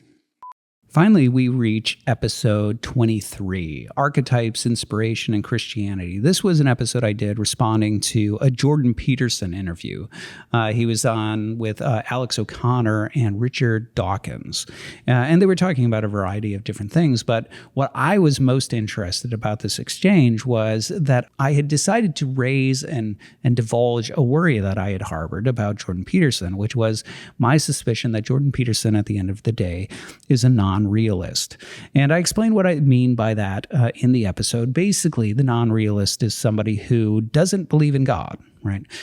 They are an atheist at bottom, but they think that there's a certain utility, a certain usefulness, psychologically, socially, morally, to religious symbols and ideas and myths and teachings.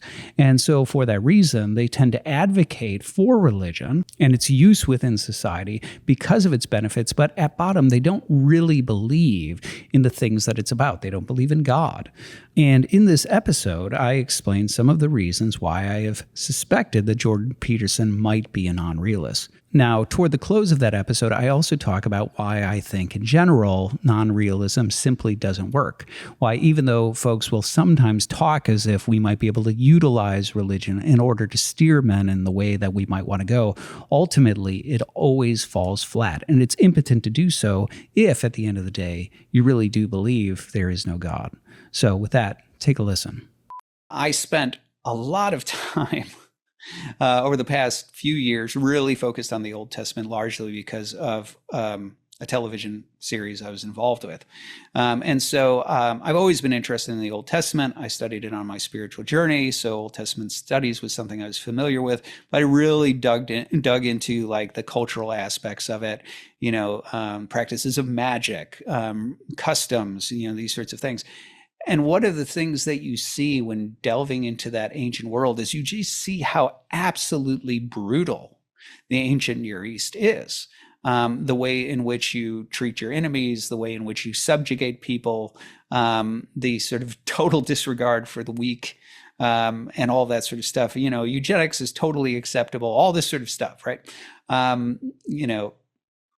It is really sort of jaw-dropping, the sorts of things you find there, torture devices you find, modes of intimidation and military tactics, the engagement in dark magic and, curses and all sorts of weird and wild and woolly stuff. It is really jaw-dropping and crazy, And the fact of the matter is that when you look at that and you look at the world before Christ appeared and you look at the world after Christ appeared, there is unquestionably a stark difference. There is really a change that happens in the world. And I think that fact is underappreciated. I think it's underappreciated in a variety of ways. It's underappreciated, and I talked about this in the second episode that I did on the nuns, on the religiously unaffiliated. I talked about the fact that in contemporary politics, a lot of us former libertarians, I'm a recovering libertarian, had a sort of naive approach where we're like, look, any two people in a room, if they're reasonable, they're rational, they talk it out, they can come to some sort of common principle that they can all live with despite, the diversity of worldview and opinions and values and things like that. That all sounded good and plausible and right when we lived in a culture that was largely Christian. And then even when more and more people stepped away from Christianity, we all sort of still lived on the fumes of Christianity. And so if you met somebody who had abandoned Christianity, they still broadly held largely Christian. Okay, maybe they're willing to sleep with their girlfriend before they get married, but they're not doing anything crazy or anything like that. And so there was a sense in which our culture, our Christian culture, had for a very long time given us a very inaccurate perspective on what human nature is really like when you take Christianity, when you take Christ out of it entirely. But now I think what's starting to happen is there are more and more libertarians, people like me. I mentioned that Joe Rogan is somebody who seems to have noticed this as well, that, once you start to really sort of strip out that worldview and you really let people loose and those fumes start to wear off, you start to realize maybe human nature isn't what we presumed it was. Maybe it's capable of a lot worse than what we presume. Maybe its disposition isn't to love its neighbor. Maybe its disposition isn't to necessarily care for its children. Maybe its disposition isn't to, pursue any sort of virtues or anything like that. And I think that's what you're starting to see. And I think that's a big part of what you're starting to see in the cultural divide. That is, as the fumes of Christianity are wearing off, you're starting to see human nature as it really is outside of Christianity start to, come to the surface. And that's where folks who had naively presumed that, of course, the boundary line of what is acceptable, people start to move further and further outside of that, and they're kind of shocked and they don't know what to do with that. Well, I think what you do with that is you wake up and you start to realize, wow, man, in the ancient Near East is a picture of what humanity without Christianity really is, without Christ really is. And that's the sort of thing that, like I said in this other book, was there. And so I bring that up because this is exactly one of the arguments that Athanasius mentions On the Incarnation, is that one of the things that he talks about is that for all the wisdom of Plato and of Aristotle, for all the wisdom of, the Stoics and things like that, none of them ever succeeded in propagating their ideas to the world. None of them sort of took over the world, as it were, in terms of the culture and changing the way people lived and so on. And one of the things that Athanasius points to as one of the proofs for Christianity is the fact that when Christ shows up, not only does this obscure carpenter succeed in having his ideas propagated and essentially spread throughout the world in a way that no other philosopher had, but also it changes people's lives. The way in which people start to behave and live, the value sets they reflect, becomes totally turned upside down. And as a result, ultimately, it ends up taking over even the Roman Empire. And Athanasius looks at that and goes, how do you explain that? How do you explain that? That seems to be reason to think that maybe there's something here that's true, right? Maybe this is an indication, maybe this is a proof that Christ is the Son of God. And this really is, we really are in a world that reflects before he showed up and we're under the dominion of darkness. And now that he's shown up, that light sort of spreading to humanity. So that's one of the cases that Athanasius makes. And I think those are worthy cases to make. I think it's a worthy case to sit here and say, Christianity seems to be the only worldview that ends up giving rise to modern science. And when we start to strip it away, we start to see modern science itself begin to erode. Maybe the very fact that science itself, which is able to accomplish so much and understand so much about the world, maybe the very fact that it seems to require Christianity as a necessary precondition is an indication that it's not just that science is true, but the foundations on which it stands, Christianity, is true. I think those sorts of arguments are important arguments to make. And again, that's where I wanted to get my hands on that one book and maybe interview that one author. But anyway, so I think that's a worthy argument. But this is where I think we also get into other territories that Athanasius, since we're bringing up sort of pre-modern arguments, I think Athanasius brings up certain other arguments that are exceedingly relevant to this sort of discussion. One of the arguments that he brings up is our exorcisms work. Okay, not the sort of case that you typically hear where you're like, well, why is Christianity true? Well, because we can successfully cast out demons and you can't. That is interesting. And actually, if you want to, I have more experience with demonology than I would like to admit. But if you listen to my interview with Father Maximus McIntyre, I spent years working with him. He's an Orthodox priest who worked with Ed and Lorraine Warren. Through working with them, became convinced of the paranormal. And then what's interesting, and this is why I bring him up, is that what really sort of turned him around on Christianity was the fact that he noticed that in a lot of these cases, what would happen is somebody would turn to something like a psychic, right? Or they'd engage in, burning sage or something like New Age practices.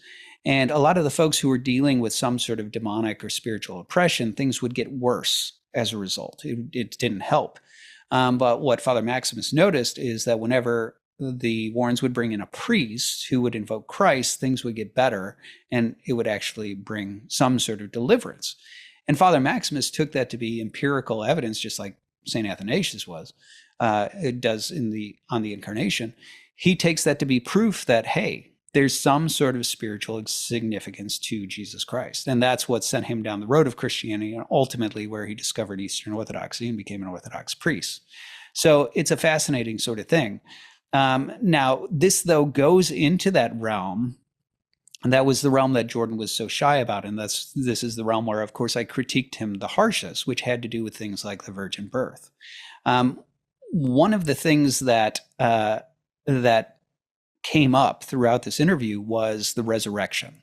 And you could tell that was on the docket, right? They only really got to the virgin birth and Cain and Abel and dragons. It kept on being mentioned as this thing that's sort of on the docket to talk about, whether Jesus rose from the dead, and they never really got there. But here's my suspicion, right? My suspicion is, had they gotten there, we would see a sort of dichotomy between, the sort of literalist approach like you might find in William Lane Craig, which would be able to engage with Dawkins because they would agree, right? Dawkins is asking a very simple question.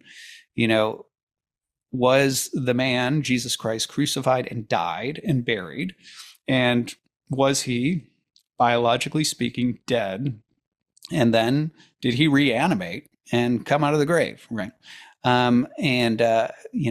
That's what Dawkins wants to know. And I suspect Jordan, just like these other things, he would probably squirm and suggest that he's, that might be beyond his pay grade in terms of knowing what the symbolism of that is. And then he would probably also sort of suggest that the main import of it has to do with something else and move over to the symbolism of it.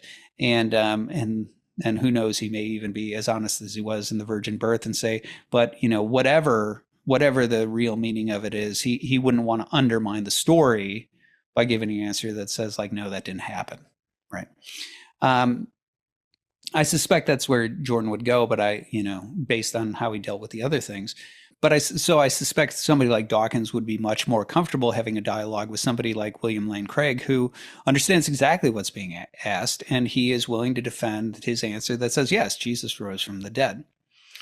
But this is an area where I think it's important to identify something that I think is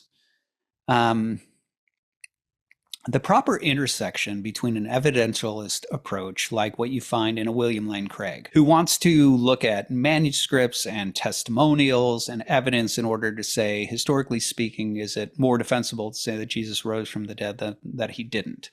I think there's a place for something like that. And yet, at the same time, were Jordan to say, like, okay, fine, he did, but we still have to answer what the meaning of that is. What does that mean for you and me? I think that's actually also true. I think both of those are true. So just as I had said, it's a strange thing that we have this contemporary dichotomy where it's like, well, it's either literal, like it happened, or it's symbolic, or it's either moral, or it's literal, or it's whatever, right? Those sort of contemporary dichotomies. The more traditional view is that all of those things are true. So it happened, but you still have to interpret the meaning. And this goes to the moral ramifications, the typological ramifications, all those sorts of things.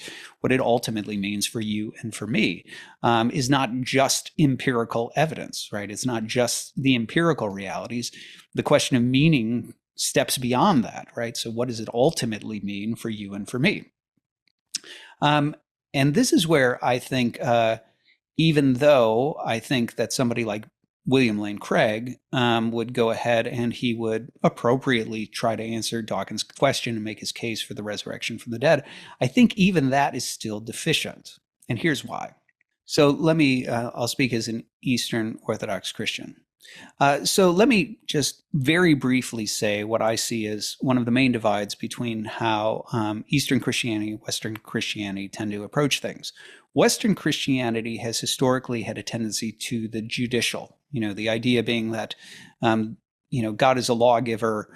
Our condition, the human condition, is largely due to the fact that we have engaged in some sort of moral infraction, which means that we stand guilty before God, and one day we'll give account and will face final judgment. And the incarnation and all that follows after it is aimed at trying to remedy that judicial predicament. And how that's remedied, Catholicism and Protestantism differ on exactly how that works out. But that's kind of the gist of what the Christian religion is about. Whereas in the Eastern Church Fathers and the Eastern Orthodoxy, the narrative is a bit different, right? The story is that, we originate from God, who is the source of life. And when humanity retreats away from God, what we do is we retreat into death, right? We distort our human nature and we begin to die as a result. And what Christianity, what the incarnation is about, is that ultimately God, who is the source of life, or the Son of God, right, the second person of the Trinity, who has the life of God within him, enters our species at the incarnation in order to heal it. And this is the start of the restoration of man and turning us into what we are ultimately supposed to be. And the whole life of Christ, all the way into the crucifixion, his descent into Hades, and his resurrection, has to do with the undoing and the defeat of death. And all of this is there both as a pattern for us to follow so that we learn to imitate Christ, dying to the self in the hope of rising, but also to participate in, right? Where the language of, baptism, being baptized into Christ, and the Eucharist, imbibing him, taking him into ourselves, eating his flesh and his blood, has to do with us not only imitating, death in the hope of rising, but also imbibing that life in the hope that we might live and attain to the resurrection of the dead. So what's important here is what I think is oftentimes missing in an evidentialist account, and it would certainly be missing from an interpretation of the evidentialist account by somebody like Jordan, is that the real impact of that is the question of, did it work? So what I mean is this: if I were trying to sell you a workout program, and I'm sitting here saying like, look, man, this workout program is going to get you shredded, and you'll be able to bench 300 pounds, and you'll be massive, and so on and so forth. The natural question would be, okay, is that true? And how would we find out if it's true? On the one hand, we could go into the analytics, right, into the science of it. But one of the things you'd want to know is there anybody who's done it? And if so, did they get shredded and, attain what you promised that they could attain? And so if I can point you to people and I'm like, here's the before and after photo, they followed the program, this is what happened to them, then that would be, proof that it works. And so part of the issue here is that from the Eastern Orthodox perspective, from the perspective of the Eastern Church Fathers, what you see is that their belief is that Christ ultimately undoes death and offers to us the chance to also undo death and attain new life. And so part of the question is, did it work? Has it worked in anybody? And so the importance here is to say that the resurrection from the dead, Christ being raised on the third day, is more than reanimation. In the Eastern Church Fathers, resurrection actually has to do with metamorphosis, right? It has to do with transformation and the undoing of death. Read St. Paul in 1 Corinthians 15, and you'll see this sort of thing. I think I also talk about this in my interview with David Bradshaw on the Essence Energies things. But anyway, the point is that it's more than reanimation. He doesn't just get up and walk out and is the same as he was before. It's metamorphosis. And that promise is that you and I, through participating in Christ and imitation of Christ, can attain to the resurrection from the dead, meaning we can undergo that same metamorphosis. And so part of the question would be, do we see any sign that it's working?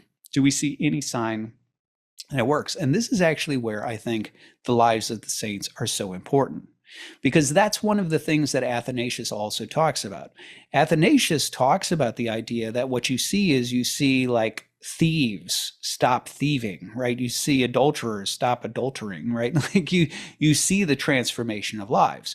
But of course, Athanasius, he also wrote the biography, The Life of Saint Anthony. And so obviously with Athanasius, he sees not only that exorcisms happen, right? These spiritual realities manifest, but he sees other sort of spiritual realities manifest that indicate that people are actually being transformed.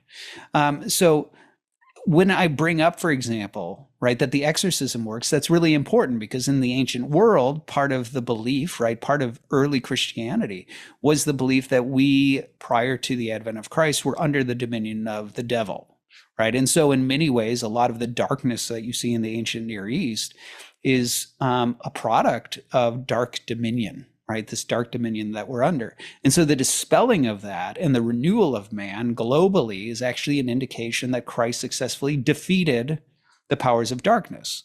And the exorcisms on a particular level evidence the same thing, right? The very fact that the Christians were capable of casting out the devils and bringing some sort of deliverance from that indicated that Christ had succeeded in defeating the devil and the powers of darkness as he had claimed.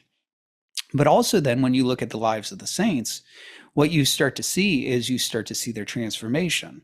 You start to see that many of these saints attain virtue to a degree that is beyond what most of us could possibly conceive.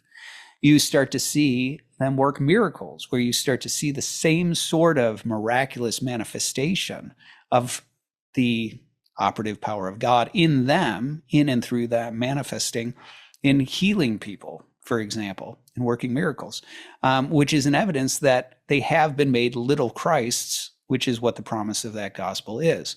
And then even you have strange stories of things like them dying and their bodies remaining incorrupt or things like that.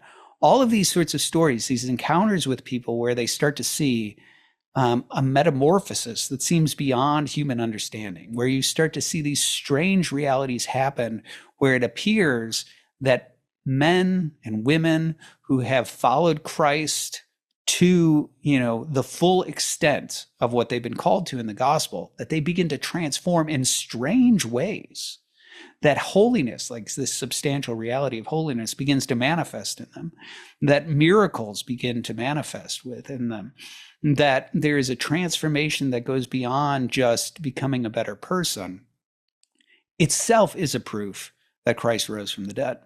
And this is where I think this is the real important thing that ends up being missed in something like a mere symbolic meaning of these sorts of things.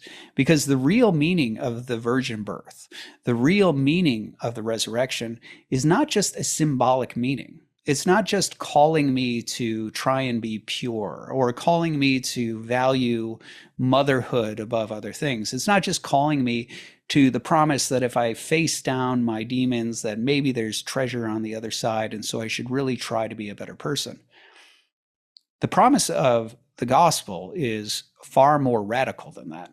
The promise of the gospel, as you can see in every dispute with every heretic throughout the first millennium, is a conviction that the Son of God, who has the life of God in him, took on flesh, became one of us, and healed and restored our species.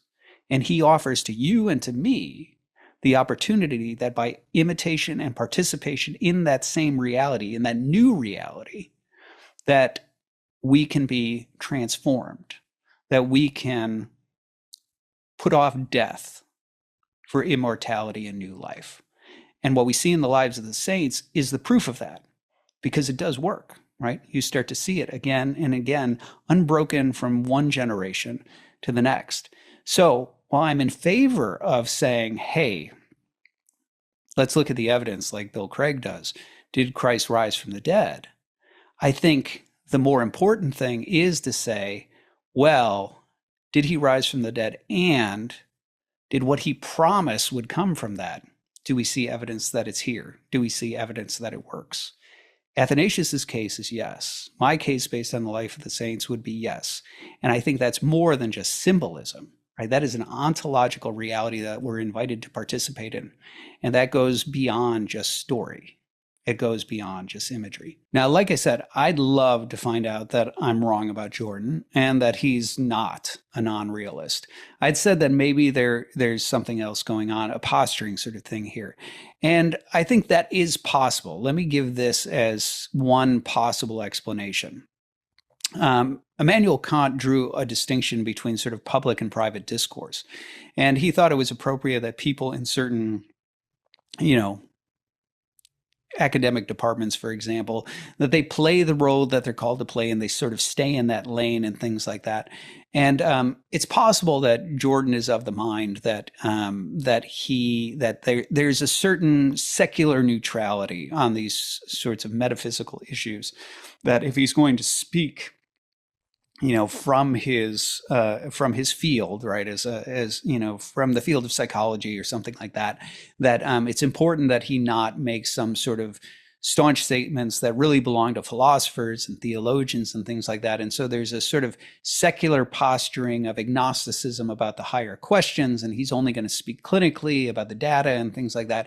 And in this sense, there's a certain disposition, a certain, line being walked in academic conversation that is ultimately not reflective of him showing all of his cards. And then maybe privately you get him alone. Do you believe in God? Yeah, of course I believe God exists. Do I believe in the virgin birth? Of course I believe in the virgin birth, right? And I don't mean in some symbolic, it's not just real, it's hyper real, right? Like no, obviously I think Mary did not have sex with a man, that there was a miracle that brought about the person of Christ. Maybe he would say that, and maybe this is certain posturing. And like I said, from Kant forward, you actually have certain people, certain figures who would, advocate that sort of posturing. So is it possible that, Jordan is just sort of posturing in that way? Like, of course, there's precedent for that sort of thing in Immanuel Kant and so on. I think it's misguided. I think the entire idea that somehow we can engage in methodological atheism, in the sciences, for example, is absurd. I don't think that's actually true, and I don't think it's advisable, and I think we should dispel with all sort of nonsense along those lines. But is it possible that he has that sort of disposition, and he's sort of posturing and trying to toe that line? Yeah, that's possible. But my suspicion, as I said, is I think more likely, based on certain things that he said, that he's probably a non-realist. And I think at the end of the day, non-realism is wildly problematic. I've noticed it merging in certain, circles, political circles in particular, where there are more and more people who are like, well, I think I'm a cultural Christian. I don't know that I believe in Christianity, but, I kind of want to embrace it on a practical level. I want to live as if it's true. I think it's important that we embrace it. I think that's always a fool's errand. I think it's always bound to fail. And the reason is the exact thing that C.S. Lewis calls out in The Abolition of Man, which in the chapter Men Without Chests, that's sort of the type of thing that he's talking about. So the context for that chapter is he's referencing something, an insight from Plato. So Plato talks about this tripartite anthropology. And he talks about the fact that, man has this rational part, and we have this sort of like animal passion part, right? That is spread all over the place and has all these different sort of appetites. And then he talks about this mediating spirited part, okay? And basically the idea is what he suggests, how he analogically talks about this, at least one of the ways in which I try to help people to understand what that spirited part is I say, well, have you ever been, riled up about an injustice, right? You're like, that's wrong, right? And you feel it, right? That is a helpful way of sort of conceiving of the spirited part, because on the one hand, it's not cold analysis. You felt something. On the other hand, an animal, your dog, never feels injustice. It might feel a protective instinct, it might feel defense, it might feel, agitation, whatever, but it doesn't feel justice, right? That is an injustice, or that is unfair, or something like that. That is something that's in the higher, sort of mode of your nature. And so in this sense, it's this sort of connective tissue, as it were, so to speak, between analysis and the lower sort of passionate part of yourself. And so that's sort of the way I would try to help convey, what this sort of middle spirited part is. Now, how Plato conceives of this, and one of the ways in which he conveys the relationship between these is he says, well, let's imagine that we have in a room, we have a man, and that's representative of the rational part, and then we have a multi-headed, beast like a hydra. And so this is the passions, right? Because you have all sorts of different desires and passions. And then he's like, and then you have a lion, and that's the spirited part. And his point is, if the man can befriend the lion, he's got a shot against the multi-headed beast. But if the multi-headed beast and the lion team up, the guy's screwed, right? And that's Plato's point, is that in order for morality, in order for you to attain virtue, you need more than just the analysis of what is right and wrong. What you really need is you need that spirited part of yourself that is inspired, that desires, that there is a certain, appetite or passion, so to speak, for those higher things in order for you to have a shot at subduing your passions and becoming virtuous. And that's exactly what C.S. Lewis is talking about in Men Without Chests. He's talking about the tendency to treat morality in a purely analytic sort of way, and come up with some sort of formula that this is how you ought to behave, but without the tether, right, to that sort of spirited part, men are never really able to subdue their passions, right? So he's hearkening back to Plato here. And I think this is one of the reasons why non-realism never works. So the problem is, if a person is sitting there and they're like, yeah, I'm a Christian, but I don't really believe in God. I don't really believe in Jesus. I don't really believe in the afterlife. I don't really believe that this is going to transform me. I don't really believe that whatever it can do for my character, that is ultimately going to be the undoing of death and the attaining of, eternal life or something like that. If that's really sort of the subtext, then the problem is all those symbols and whatever else that they're there, they have no force, because it's just like with Santa Claus. If we don't have any children who are participating, who believe, and it's just you and me sitting here going, yeah, let's pretend Santa exists. The problem is we all know that we're play acting, right? We all know, yeah, Santa doesn't exist and this is all nonsense and BS. And the magic isn't there, right? Where the magic comes from that non-realism wants is from authentic belief, right? Now, and so the problem is when you sit there, and I think this is exactly why people like Jordan, who, if I'm correct, and he's a non-realist, I think that's one of the reasons he doesn't want to answer those questions about existence. And he wants to find a way to talk about how it doesn't really matter if Cain and Abel were real, because there's a sense in which the pattern they represent is part of reality. So they're hyper real, more real than they would be if they're concrete men. Those sorts of things, they sound great, but it is a way of dodging the question and trying to hide and smuggle away the question of, yeah, but is there a God? Was there a virgin birth? Is Christ divine? Like, is he the Son of God incarnate? Did he really defeat death? If I participate in him, can I in some ways attain to the resurrection of the dead myself? Those are important questions. They're not mere symbols, right? They're important questions. And so I think the problem is that what you see is in non-realism, they want to avoid those questions, because what they recognize is that the only way in which to have religion make an impact on the masses is if the masses really believe them. And so inevitably what starts to happen is you start to have this dichotomy between the folks who are in the know, right? We all know that Santa isn't real, and the masses who have been sort of duped into believing it, but, and maybe that belief is enough to sort of fortify them and give them fuel to drive forward and things like that. But we've got to, at the higher level, maintain the game. We can never utter the words God doesn't exist. We can never utter the words that the virgin birth didn't happen, because if we do that, we give up the game, and, the mythos of the whole thing and its potency disappears. But I'll tell you this, I'm convinced that the real power of Christianity is not in its symbols. It's not in the stories it tells. It's not in the way those stories inspire.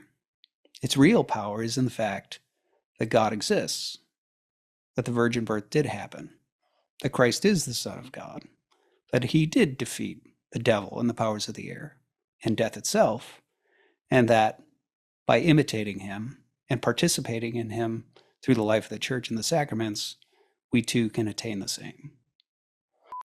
All right. And with that, we come to the close of today's episode. So as always, thank you for liking, for subscribing, for commenting. And I would invite you to do that on this episode as well. Like, subscribe, comment, tell your friends. All of that really helps us out here on the podcast. And as always, thank you for tuning in. I'm Nathan Jacobs, and this is the Nathan Jacobs Podcast. Hey, everybody. Thanks for watching. Thanks for listening. If you haven't subscribed, please do so. Go ahead and hit that bell if there is a bell, and leave a comment. I hear that's great for the algorithm, and also like it and tell your friends. I really appreciate your support. And until next time.